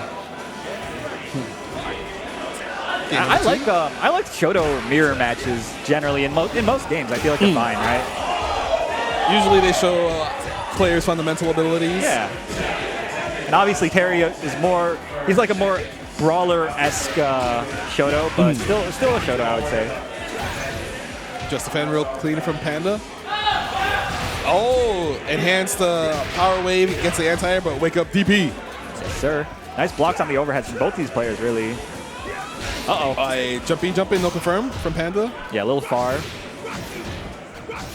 Manzon. Oh, clean run up. That looked like it was going to be an anti-air, but nothing. Not the empty jump low. Is this it? Oh my goodness. Throw? Be careful. Oh, hey. The very delayed overhead. Oh, that was probably to catch like a late throw tech. Yeah, okay. Which is funny because a lot of people don't. Oh my god. Damn, he saw it all the time in the world looking for him. Yes, sir. Sweep, yep. That's classic. Panda with the small life. Oh, no, he has a life deficit. But if he gets a confirm, it will be in his favor. But he's about to be put to SPG. Manzon just kind of having a lot of success playing like the poking game, I think, with this Terry. Whereas Pandabetic is playing kind of like the more standard, like making big reads and getting paid out for them type of Terry. So Manzon with a sizable life lead. As long as he doesn't eat a bad counter hit confirm on something, he should be fine. Oh god. Should be able to clean this out. Oh no. Okay, I was about to say, overheat might have been a bad thing if Panda was able to get a block screen to get into a guard crush situation. All right, Manzon though on the board.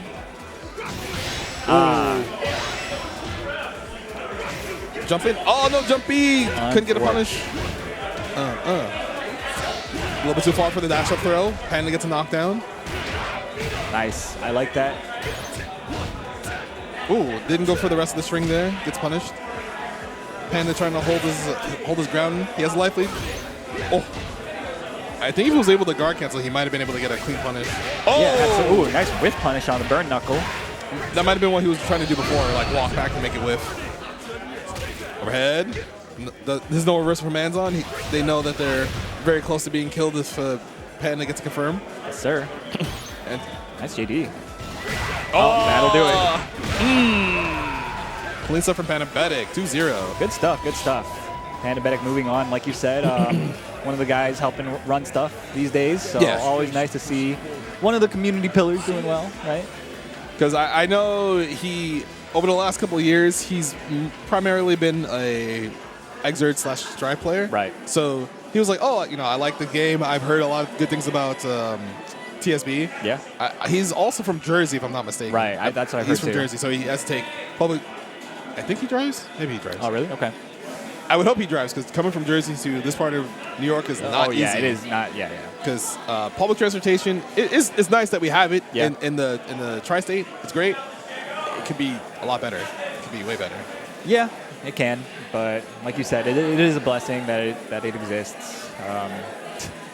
But yeah, it's very old now. Oh my God! Some lines, like the L train, it has a couple of new trains, but like they had to do that construction for like 4 years. Brother, yeah. It was going on for quite some time. Yeah. Some of the older trains, like the orange lines, they still use the older trains. Yep. Yellow line, same thing. Yep.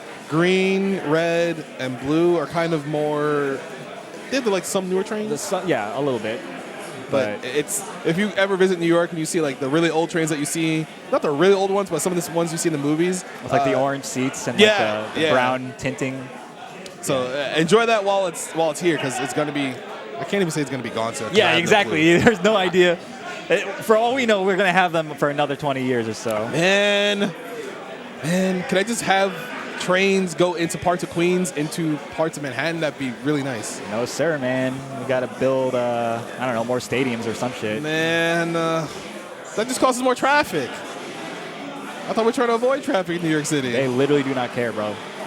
That's why they repealed like the congestion pricing thing that everybody loved for like a few weeks. Oh, okay. They brought it back again. So Okay, it's doing well, but where's that money going? Come on, bro. Where's that money Where going? indeed. Man. Yo, Eric Adams, my man's is sending it to Turkey, brother. Okay. I don't want to say anything that's gonna make me get disappeared. Okay. I will refrain from saying anything belligerent. That's all I'll say. All right. That's all I'm gonna say. I'm just saying what everybody knows. The money's going to Turkey because Eric Adams has some friends in Turkey that he likes to hook up sometimes. A lot. Man. Whew. Anyway, we got GucciBluntWrap back up again versus Omen. Omen, yeah, we saw both of these players earlier, right? Let's see. So I'm pulling up the bracket here because I'm curious now how far we are. It says it's winner semis of the pool. Oh, okay. So I trust Datagram. Yes, I do too, with my life. Yes. Well, not with my life, with most of my prized possessions. I would put him in my will. Okay. Because he is very trustworthy. He is. Like, giving someone trust in your life is a big responsibility. I suppose, yeah. Hey, 2C confirmed, knockdown from GucciBluntWrap. Keeping Omen contained. Full confirmed, decides to spend another. Down, a bomb. This should be it. Spend the bar. Round number 1. Yeah, there we go.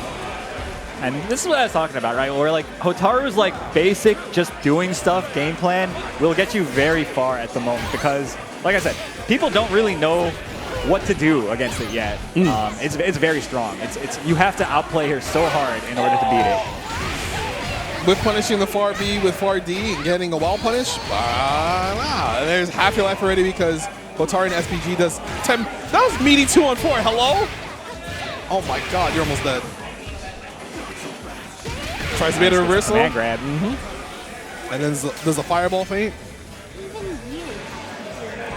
And it's also a good thing to note that as of right now, GucciBluntWrap is seeded #1 in the tournament. Oh, okay. So, no surprise to me. I mean, Gucci's obviously such a strong player. And she's playing this demon child character. Is she still a child? It's been like, hasn't been like a couple years? Man, I don't know. I've never cared about lore and fighting games. Me neither. Thank you, brother. Thank you. Yo, I'm so glad I'm here with you and not like Rome's talking my ear off about this shit. Like, I would have no idea. I love Rome, but when it comes to lore, he's a yapper. Oh, hell yeah. God damn. And it's cool, you know, we need a guy like that, but it's not going to be me. Yeah. It's not going to be you either. Yeah. Don't ask me about lore. I'm trying to figure out my frame data, bro. Exactly, man. So Omen on the last legs for round number 1. Damn. Unfortunate. She is so floaty with that stomp. My God. Yeah, dude, that thing is gigantic, too, hitbox-wise. It was way more belligerent in Mark of the Wolves, to be fair, but it's still pretty good in this game. Oh, that far D barely reached, but Omen didn't believe in the confirm with the 2C after. Finds the 2C. That button is pretty good. Isn't it like 7 frames or something? Something like that, man. It's also really fast. Hey, command grab. And her hurt box is pretty low to the ground because she's small. Anyways, this should be it. GucciBluntWrap moving on to the winners finals of the pool. Would be playing against Pandabetic later on. Oh, so is that to get out of the pool or is that to already qualify? That's to qualify for top 8. Damn! On winner's side. Well, I believe there should be 4 pools. There are 4 pools, yeah. So it should be just 2 out. Yeah. So 1 winners, 1 losers. So if you manage to get out, you manage to win your winners final side of the pool, you're in winners side top 8. Otherwise, you have to fight all the way down to losers bracket. Yep. And I don't know if the crowd can hear it, but well, the people at home can hear the crowd because they're popping off pretty hard right now. Sorry, I couldn't hear you. What was that? Oh, that means the crowd is popping up pretty hard. Oh, cool. Oh, yeah. No, I think Tekken might be going kind of crazy right now. Got a ham? Yeah. They are popping off. Oh, if you're like, man, I wish I could experience this type of thing, come out to the next D.I.Y. Come out to the next New York monthly that we have. Yeah, I mean the New York community, obviously we love them. Very, very colorful characters. Yeah. Right. So a lot of fun. Like we're loud, we're aggressive, but we'll take you to like a nice place to eat afterwards if you're cool enough. Yes. Because that part's important. Yeah, because food is sometimes expensive depending on where you go. So you have to go to the right places and not spend too much money. Exactly, yeah. So stick with one of us.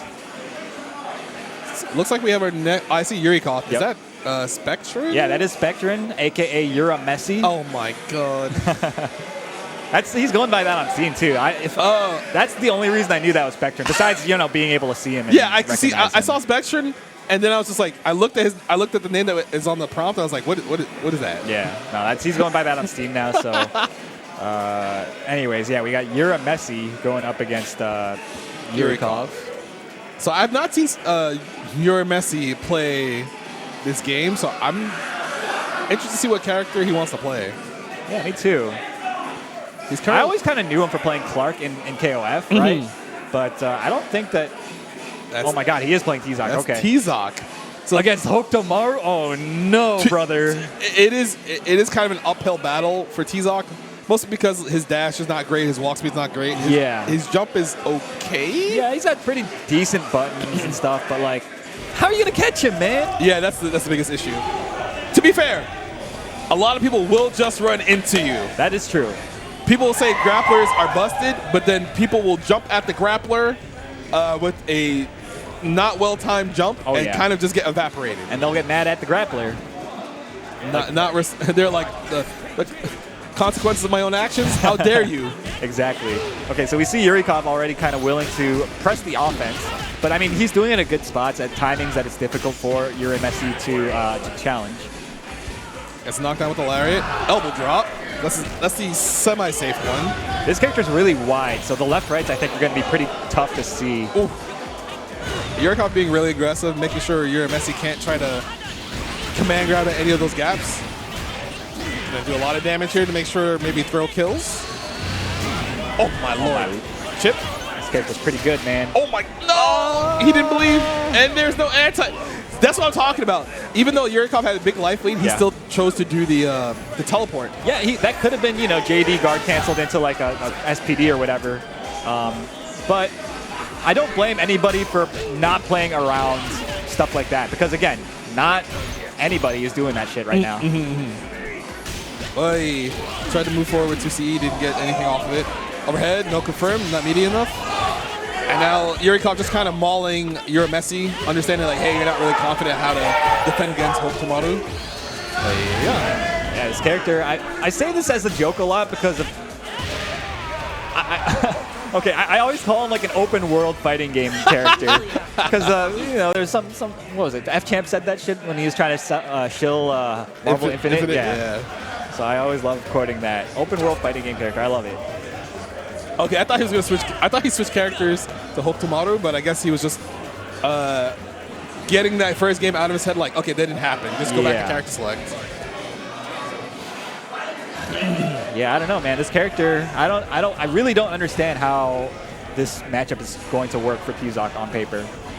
It's one of those things where you probably have to watch a higher level T-Zoc player just understand how matchups work. Like, hey, you might get mauled most of the time, but you get in once and they start panicking. You just kind of erase somebody. Yeah, you like one of those things where you need to lab out every situation and get like the knockdowns where you can, and then that's when you can actually play.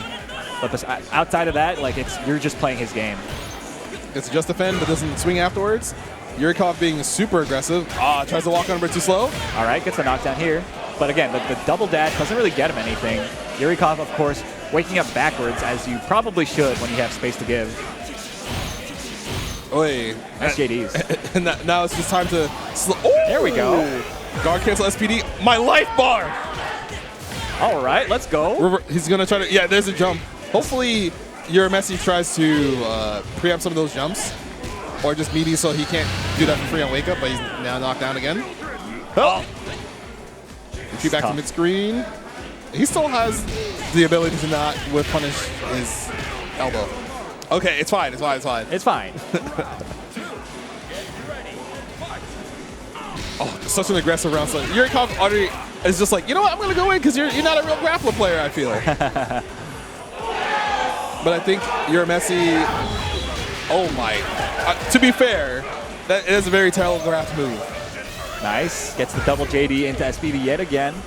Look how much life that does. Oh my God. SPD.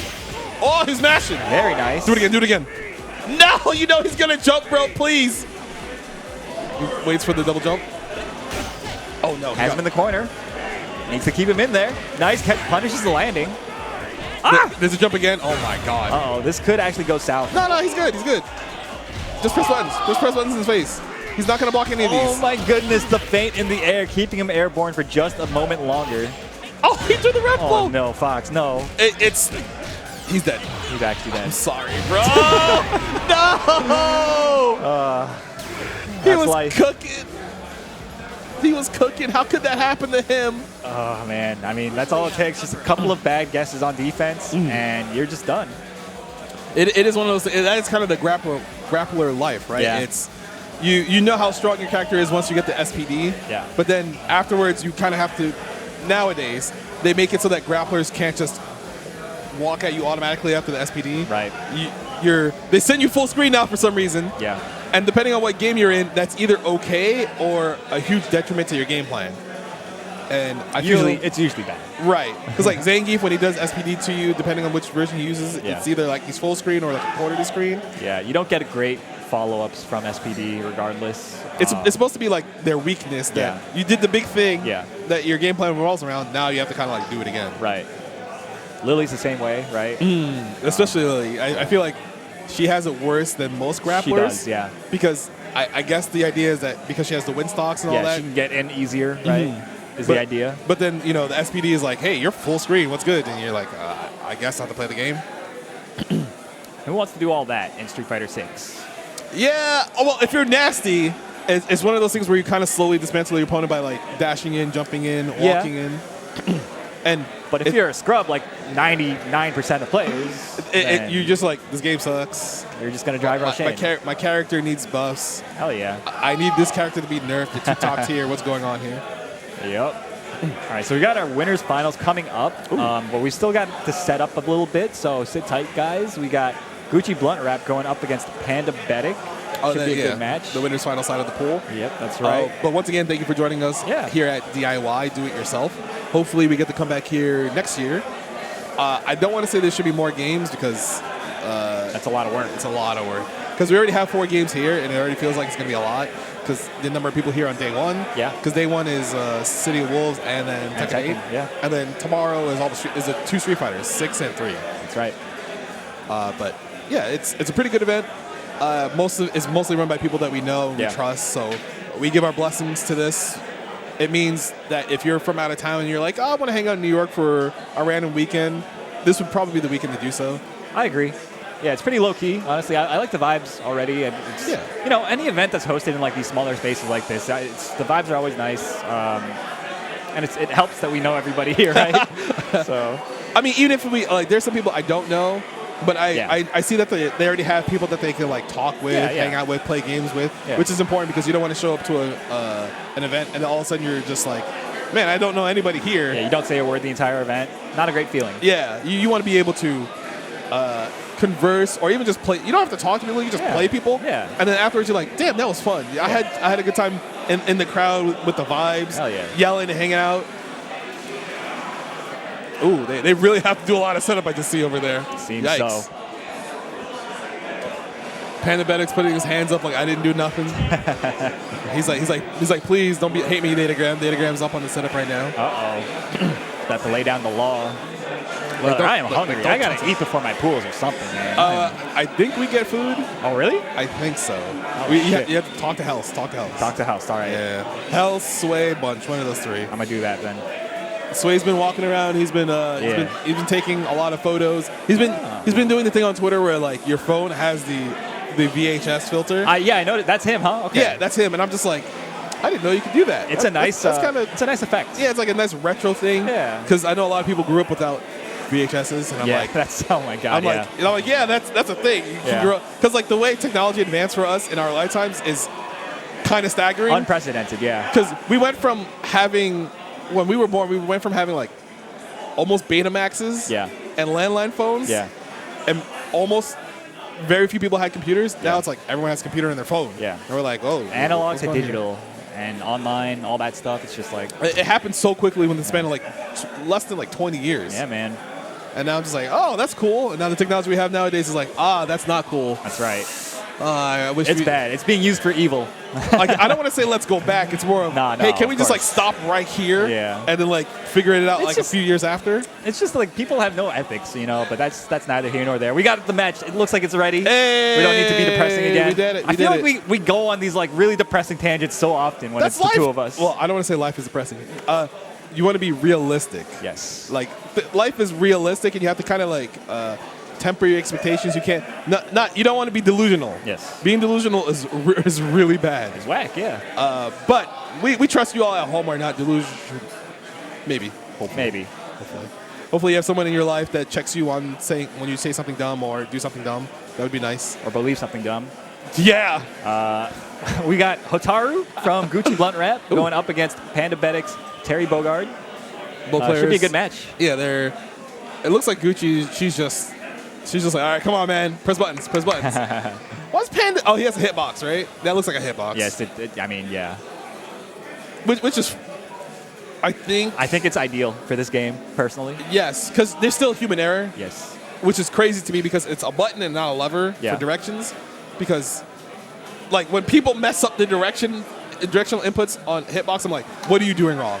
What is going on here? It's not a pad and it's not a stick. It's not a lever. Like, this is designed to be super easy for me. Right. I mean, just the idea of not having to do any travel time when you're trying to do all these complex, like, just defend, hyper defend inputs, I think it sounds so good. And I'm going to have to start practicing on mine as well. Again? Weren't you trying on hitbox for a while? It's off and on. You know, it's like a bad, toxic relationship that I have with my hitbox. But once you progress in the stages of your relationship, you realize, like, oh, they're the one. I think, maybe. You never know. Yeah, you don't know. You just have to take the leap of faith. So most likely Gucci's going to run at... Oh, no, just neutral. Uh-oh, that could have been punished. Okay, this is a very awkward series of events. Yeah, I was wondering if Panda was going to swing again, but he got counter hit afterwards. Right. Push the corner. Looking more normal here. Oh! The timing. Nice. Great challenge with the far C. To get her out of SPG. Oh, anti-air fireball. No! Nobody home on that one. Push the corner. Wait. He's dead, right? He is dead. Character's pretty good, man. It's funny because sometimes I look at damage in this game and I see the confirm and I'm like, oh, they're not dead. And then they do the level. Ooh. Yeah, the level 1 super always adds a grip. Nice confirm off the counter hit rush punch. Ooh! Didn't get the guard cancel in time because I guess she was low enough to the ground to do close D. Knockdown. Sheesh. Damage.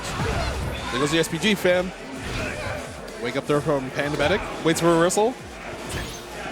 And I think Gucci understands that, hey, I don't really have to do anything wild here because you're waiting for a lot of stuff, but if I just don't do anything, I kind of get my turn back. Oh, nice cross under combo.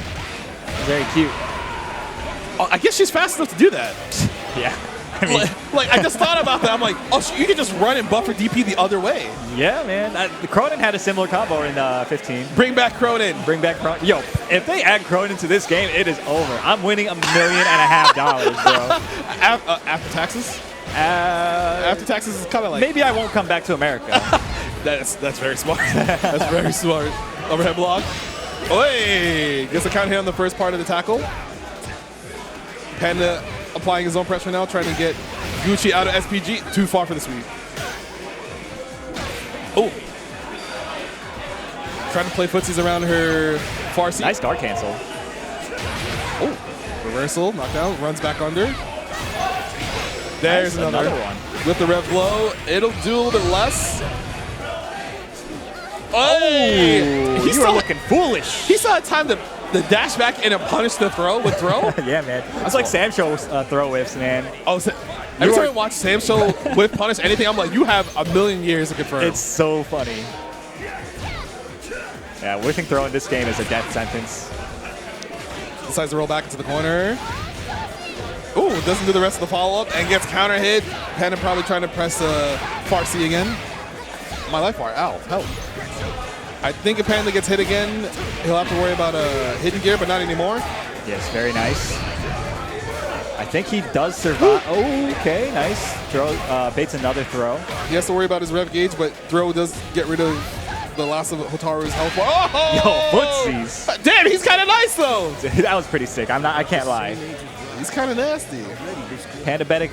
One thing I want to point out though is Pandabetic's doing a lot of guard cancels. Really nice to see, honestly. I mean, especially for a guy that, to my knowledge, didn't really play Mark of the Wolves, but has the background with like instant blocking stuff, right, in Guilty Gear. Yeah. And the fact that he's probably the only person to guard cancel versus GucciBluntWrap today is kind of throwing off her offense, but it doesn't look like that matters right now. I guess she has the understanding of his flow, so she has a massive... He's dead, right? Oh, no, not yet. Oh, went for the guard cancel. Hey, jump back to B. EX Fireball. I love the EX Fireball. Pretty good option. All her fireballs are pretty darn good. Like, her slow fireball is the slowest fireball I've ever seen. It's wild. She can drive rush behind it, like, just running. Yeah, like, she just did it right there. Like, the slow fireball to the fast, you're like, oh, I'll jump the slow fireball again. No, the fast one's coming at you. Let me run behind a fireball while buffering DP. It's diabolical work. It's disgusting. Ooh! Whip big combo. Let's go. Phaser. So Panda doesn't have to worry about the SPG anymore, but counter hit 2C on Wake Up. Spends the one, trying to get him out of SPG range. Not yet. That was same side? Same side, brother. Sure, man. Oh, he's probably dead. Yeah, he's dead. Oh, yeah. Spend. So, I swear to God, anytime this character jumps in this jump beat, I'm like, wait, why it's is terrifying. Like, why is she in front of me? Yo, it's actually terrifying. That was pretty quick work from GucciBluntWrap, taking the 2-1 to qualify winner's side in the top 8. Yeah, that's gonna be our first qualifier. We will see her later today. I think it's around 7 p.m. I forgot the time. There's a schedule. I've got the schedule right here, actually. Okay. So it is at 6 o'clock. All right, 6 o'clock. That's when you'll see GucciBluntWrap winner's side top 8 for this game. I think Panda has to play another one. He has to play one more to try to qualify. He should be in losers finals. Yeah, I would assume so. Hopefully we'll have our next losers match up for you soon, so that way, you know, we don't have to stall for you. I see Alex Smith. So this must be okay. I think Alex Smith versus Yurikov, the other winner's side, winners finals. Let's go. Should be a good one. Alex Smith hasn't really seemed particularly challenged on his way here yet. I feel like both of them haven't. Yeah, that's true. Because once you get to a certain... What I've noticed is certain fighting game players who have either been around for a while or newer ones who understand the process of how to evolve as a player. Yeah. They understand, okay, either this character I'm playing is strong or I have a read on how most people are trying to play the game and it's not to a level where I have to worry about, you know, their options. I can kind of just run at them. Yeah. Negate anything that they want to do. And then kind of just be better than them as a player. Right. And then once you're met with someone who's on equal skill or better than you, then you have to start adapting. Yeah, you have to figure out your game plan faster. You have to counterplay them quicker. Yeah. It's not always the easiest thing to come across. Indeed. Okay. So it's probably going to be Jenny going up against Hokumaru, is my guess. I mean, Yurikov was playing a little bit of rock earlier today, but I'm not sure that he's going to do that into B Jenny. It could be, well, it could be a feeling type thing, right? Sometimes players who play multiple characters will say, I feel like playing this character right here because my vibes are I can deal with this thing better with my character's tool set. All right, looking like Hokumaru. So based off their playstyle so far, I would typically say that maybe Alex Smith is more favored in this matchup just because of his ability to anti-air consistently, run safer pressure, take less risks. Yeah, having an air throw in the Hokumaru matchup is really nice. Obviously, having the rev blow that Marco's going to need to play around is very big. Having down CE and having the reactions to use them very consistently is very nice. But, of course, none of that matters if Yurikov is able to use the double jumps effectively. And already the air throw on the way for the double jump from Alex Smith gets back thrown. Ooh, I actually don't know what he tried to press there. Yeah, neither do I. Maybe try to go for a guard cancel or something. Already an SPG in the middle of his life bar. Oh, no. Wow, Nice smash. Actually just recovered real quick. Yeah. Ooh. Caught Marco doing something. Bum, bum, bum. Are you still going to have SPG left after? Yes, you are. Overhead gets blocked. Immediate throw tech. Oh my! Wow. That jumpy hit from forever away. Spend? Yeah, I would spend. Oh, I guess he's feeling pretty confident. Nice. Down CE. It looked like when he pressed 2B, Yurikov was already jumping, so he kind of just started buffering 2CE. Back into neutral. Alex Smith being careful not to fall for the double jump stall. Alex Smith looking pretty good right now. Oy. Uh-oh. Got frame traps. Spin some rev gauge. Spin a bar. Almost at SPG for Alex Smith. Oh no, the wake up jump. Lucky break for Yurikov. Gets another knockdown. Pushes out SPG as well. Oh, no punish on the sweep. 2CE too early. I don't think he needed to spend that, but I don't blame him for, you know, it's hard to like manage your resources in a game that's really new. Because usually you want to make sure your confirms are like, okay, I do as much damage in this situation as possible. Yeah. Oh god. Jump away. Try not to interact too much with the double jump there. Oh my god. Big wild punish. Still an SVG. Doesn't decide using any more rev meter. Throws a rev blow. That was a nice setup. Guard cancel rev blow. Hey. Oh, small drop. Oh. Out of SPG. I really thought I was going to cross up for some reason. Nice anti-air. Yo, Alex Smith is so ready with those down CEs. Oh boy. Should be out of SPG. There it is. But Alex Smith is not overheated, so he has to be careful about being put in a block string. Still anyone's game, really. Nice tech from Yurikov. And now has the corner positioning. Very, very important. Finds the throw. Last chance for Alex Smith. Oh my god, the wake up air throw. Anime player. That didn't clear it? That was so lucky for Yurikov. I mean, sure. And Alex Smith showing signs of frustration, like, I baited that move, but why is this so tall? I really thought he actually cleared the move, too. I thought so, too, honestly. That sucks a lot. He had to read. You got to shake it off. Yep, take some time. Yeah, you know. I mean, he was playing really good until that happened. No, it feels like he has a read on Yurikov's habits a little bit. As long as he realizes that, hey, I don't have to go in too hard sometimes. Because right now he's just trying to get at his rev gauge with all these block strings. Ooh. Yeah, his defense is really good, I gotta say. Spends one. No roll out of the corner. Ay, he got caught reaching with the 5 CE. It's like the defense is good, and also just like B Jenny offense is just like, it's really basic, but it's still really effective, right?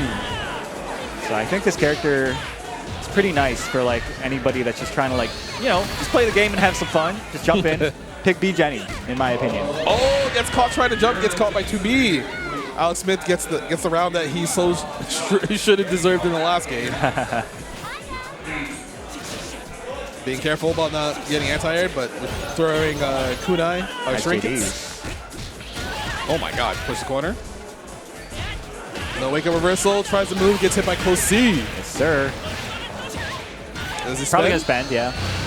Still in SPG though, so you have to worry about the wake-up rev blow. Just kidding. Trying to keep the offense layered. Ooh. Ooh! He managed to just defend that. Oh, that's punishable, yeah. Looked like he tried to do a target. Oh my! Yeah, that was a smart option. Beats. I think that counts as an air move, the hook Tomorrow move that you just did. Ooh, late tech. Tries to do dash up overhead. Last chance. Tries to walk out. Oh no. Lucky break, honestly. Yeah, that's the red blood. He belligerently did that too. He was like, yeah, you're going to try to jump at me. I'm just going to do this as an anti-air. Oh my god. It's the big counter hit conversion. Hey. Spend. Puts her into SPG though. I'm not sure about this one. It doesn't really matter, I guess. Got the cross up. It looked like Alex Smith tried to walk out. Got cross up instead. Nice air throw. If Alex Smith can get if he can get some sort of hit while he's in SPG, he could probably oh god. Cancel, yep. Damn. Get with jump B. Gets a 2 CE landing recovery punish. He might spend one here. There it is. Yurikov still in SPG, so he has to worry about that. Grab blow and wake up. Oh, we mash! Okay. Pushed him out of SPG now. Has to, basically it's a guess whether he's gonna super or not on wake up now. Oh, the big jump. Alex Smith probably thought he was gonna stay down backing there. That's why he did re-dash pressure with the close C feint, which is kind of scary because, you know, obviously if you use the rev guard to like push them out. Oh yeah, replays. Yeah, let's go. Oh damn, this is some anime player technology.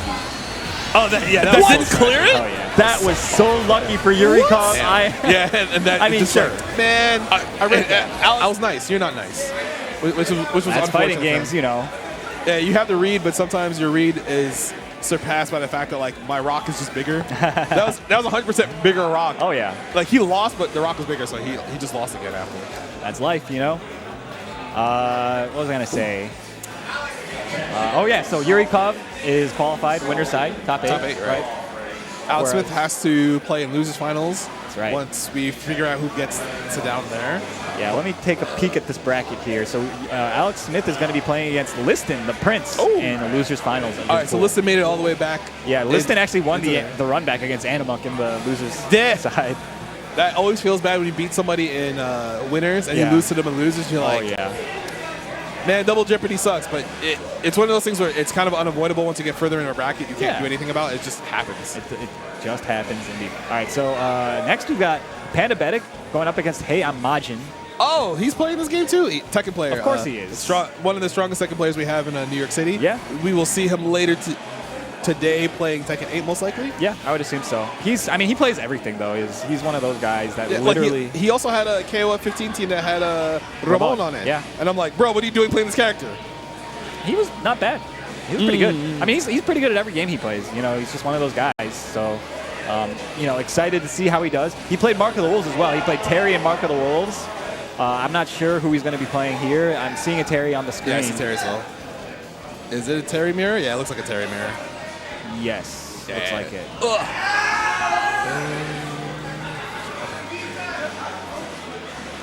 So obviously, this is another mirror match where you kind of have to just say, all right, am I better at whiff punishing than my opponent? Yeah. Am I better at finding the right times to jump? Am I better at anti-airing? All that stuff.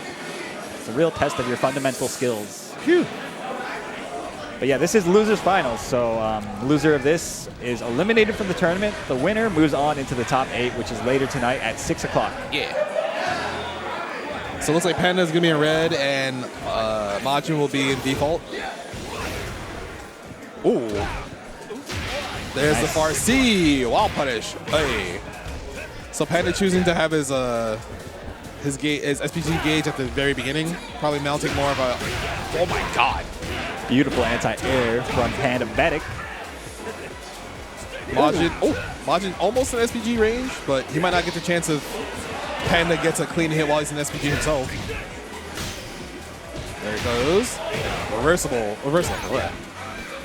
Jumpy. Thank you, Jumpy. Cross up. Charging. Pull up. I don't know what that was supposed to be. I'm pretty sure it wasn't a power wave. Yeah, maybe guard cancel burn knuckle attack. Clean guard cancel from Majin. Oh, just defending in the air, but got pushed back too far. Oh, no! This could actually be it. Nice. Conserves the meter as well. Great awareness from Hey, I'm Majin. A.K.A. regular size Majin. A.K.A. Reggie. Oh, Jumpy over the 2D, but no confirm. Hey. My man is just defending everything. Oh, no. It's going to hurt. Oh, never mind. Too Majin early. drops the combo. Yeah, too early on the break from Panda, unfortunately. Oh, my. Did the roll mess up his input? It might have, yeah. Damn, rolling is better than I thought it was. No roll out the corner. We're chilling. Let me out. Ooh, yo, the rehops? My goodness. Oh, he's dead. That was good. Very scrappy play, honestly, from Majin. I think that's kind of one of the hallmarks of his play is like he's really good at creating scrambles and coming out on top, in my opinion. Hey, Panda gets a clean confirm, doing almost a third of his HP there. Charging. Roll out. Gets thrown. Panda, yeah, decides a reversal there because he's like, yeah, he's going to be aggressive once again. Oh, nice punish. Hey. Last chance for Majin. Anti-air. Uh-oh. Didn't wild punish, you don't get the confirm. Uh-oh. Ooh. I saw that red guard, bro. Nice. Jump ain't nothing. Oh, wait. Wait, he's dead. He's dead. Wait. Just a minute. Yeah, you're nasty. No guard cancel, though. They're playing footsie. Okay. Just send it. Full screen. Let's go. I Terry Bogard. literally said playing footsies, and then he just sends that shit. Hell yeah, It's man. like, bro, please. Yo, what? Like, fuck up footsies, man. I mean, yeah, but like, yeah, you're right, though. Yeah, you're right. If you have Rev Burn Knuckle in your arsenal, just send that shit, bro. Hey, speaking of send it. Oh no, he got caught by their cursed frame trap there. 2 Nice CE. JD. Uh-oh, big jump, but doesn't get a confirm. Jump these trade. Hey, got him. Yo. Hey. Does he spin? No, he just takes a knockdown. Gets a throw for his troubles. Oh, he waited before the Red Bull start, maybe. Hey, let's go, Panda. We call that conditioning around these parts. He got the read. These games are going by really quickly with how fast they're able to read each other's offense. Yeah. I mean, and Terry's also a very explosive character, so that certainly helps. That's right, Panda. Get the air into your chest. Get the circulation going. Yes, sir. So Panda being aggressive so far in round start in game 3. Oh my, that answer. Okay, sure, bro. 2C. Oh, big punish, the grounded punish. Doesn't get much of a confirm afterwards, but he held positioning. Scary. Oh my god. That was supposed to be guard cancel, I think. Yeah. Sweet punishes 2C. Still in SPG range.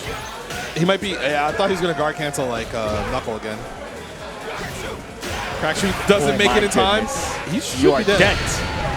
My God. This Panda's like, thank God. He's like, thank you. Plus.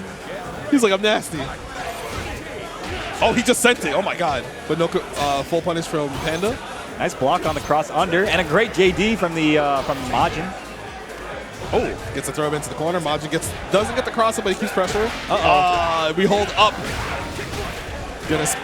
Doesn't have any meter to spend there. Oh, yo, that was great movement. Yeah, he managed to run him back into the corner with the roll. Sweep, sweep. Uh-oh, last chance. Ooh. Oh, no! That could be it. Wait, he could have done super.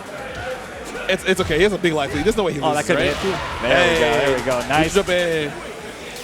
Manages to keep him contained in the corner, and regular size Majin eliminated, whereas Pandabetic will be coming back at 6 o'clock later tonight.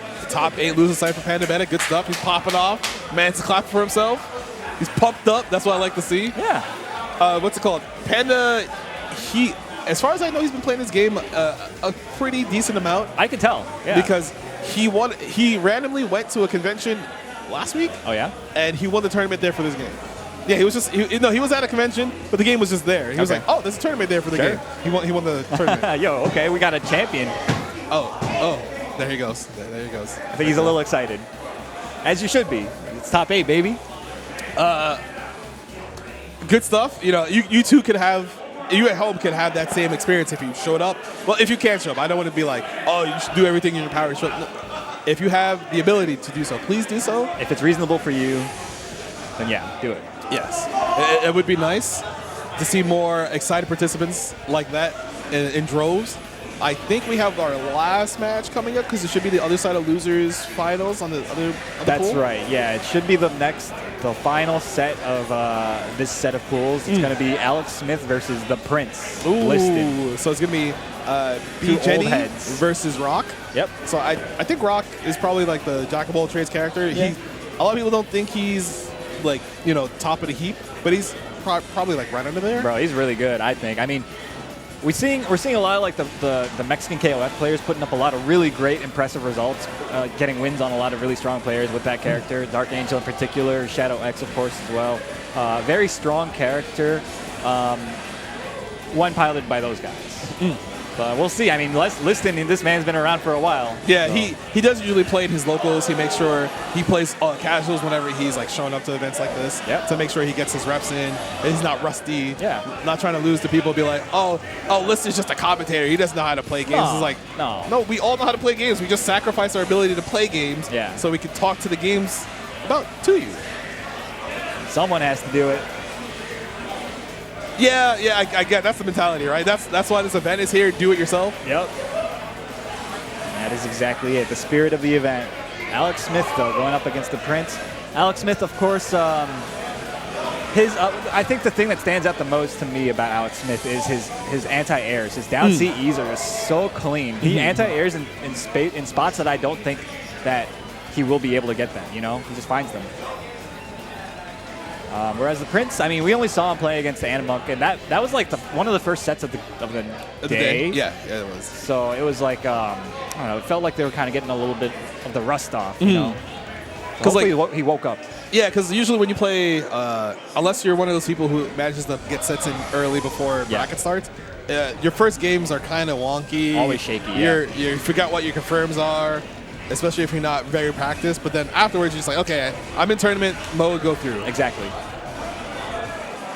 All right, losers finals.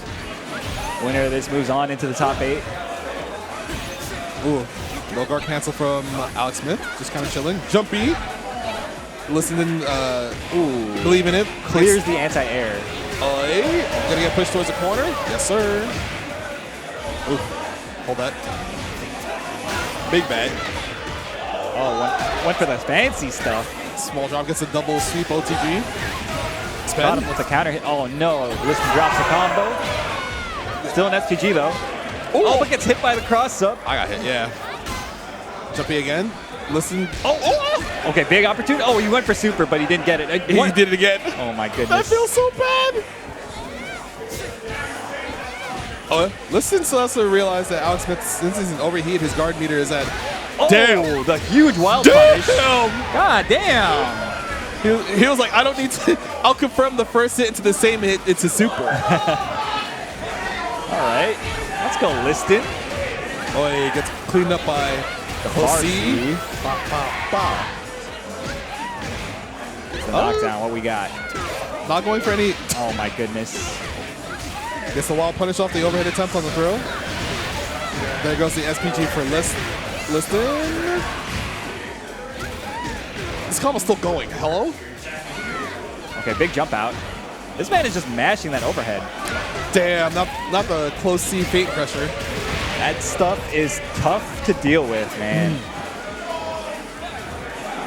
Listen, might be in his benefit to maybe use one of the Rock's counters to get away from that stuff if he thinks he's gonna just redash. Yeah, you know. Oh, nice guard cancel. Small confirm, doesn't want to drop it. Oh my god. The big crane trap. Let's go. And completes the combo this time. Let's go, baby.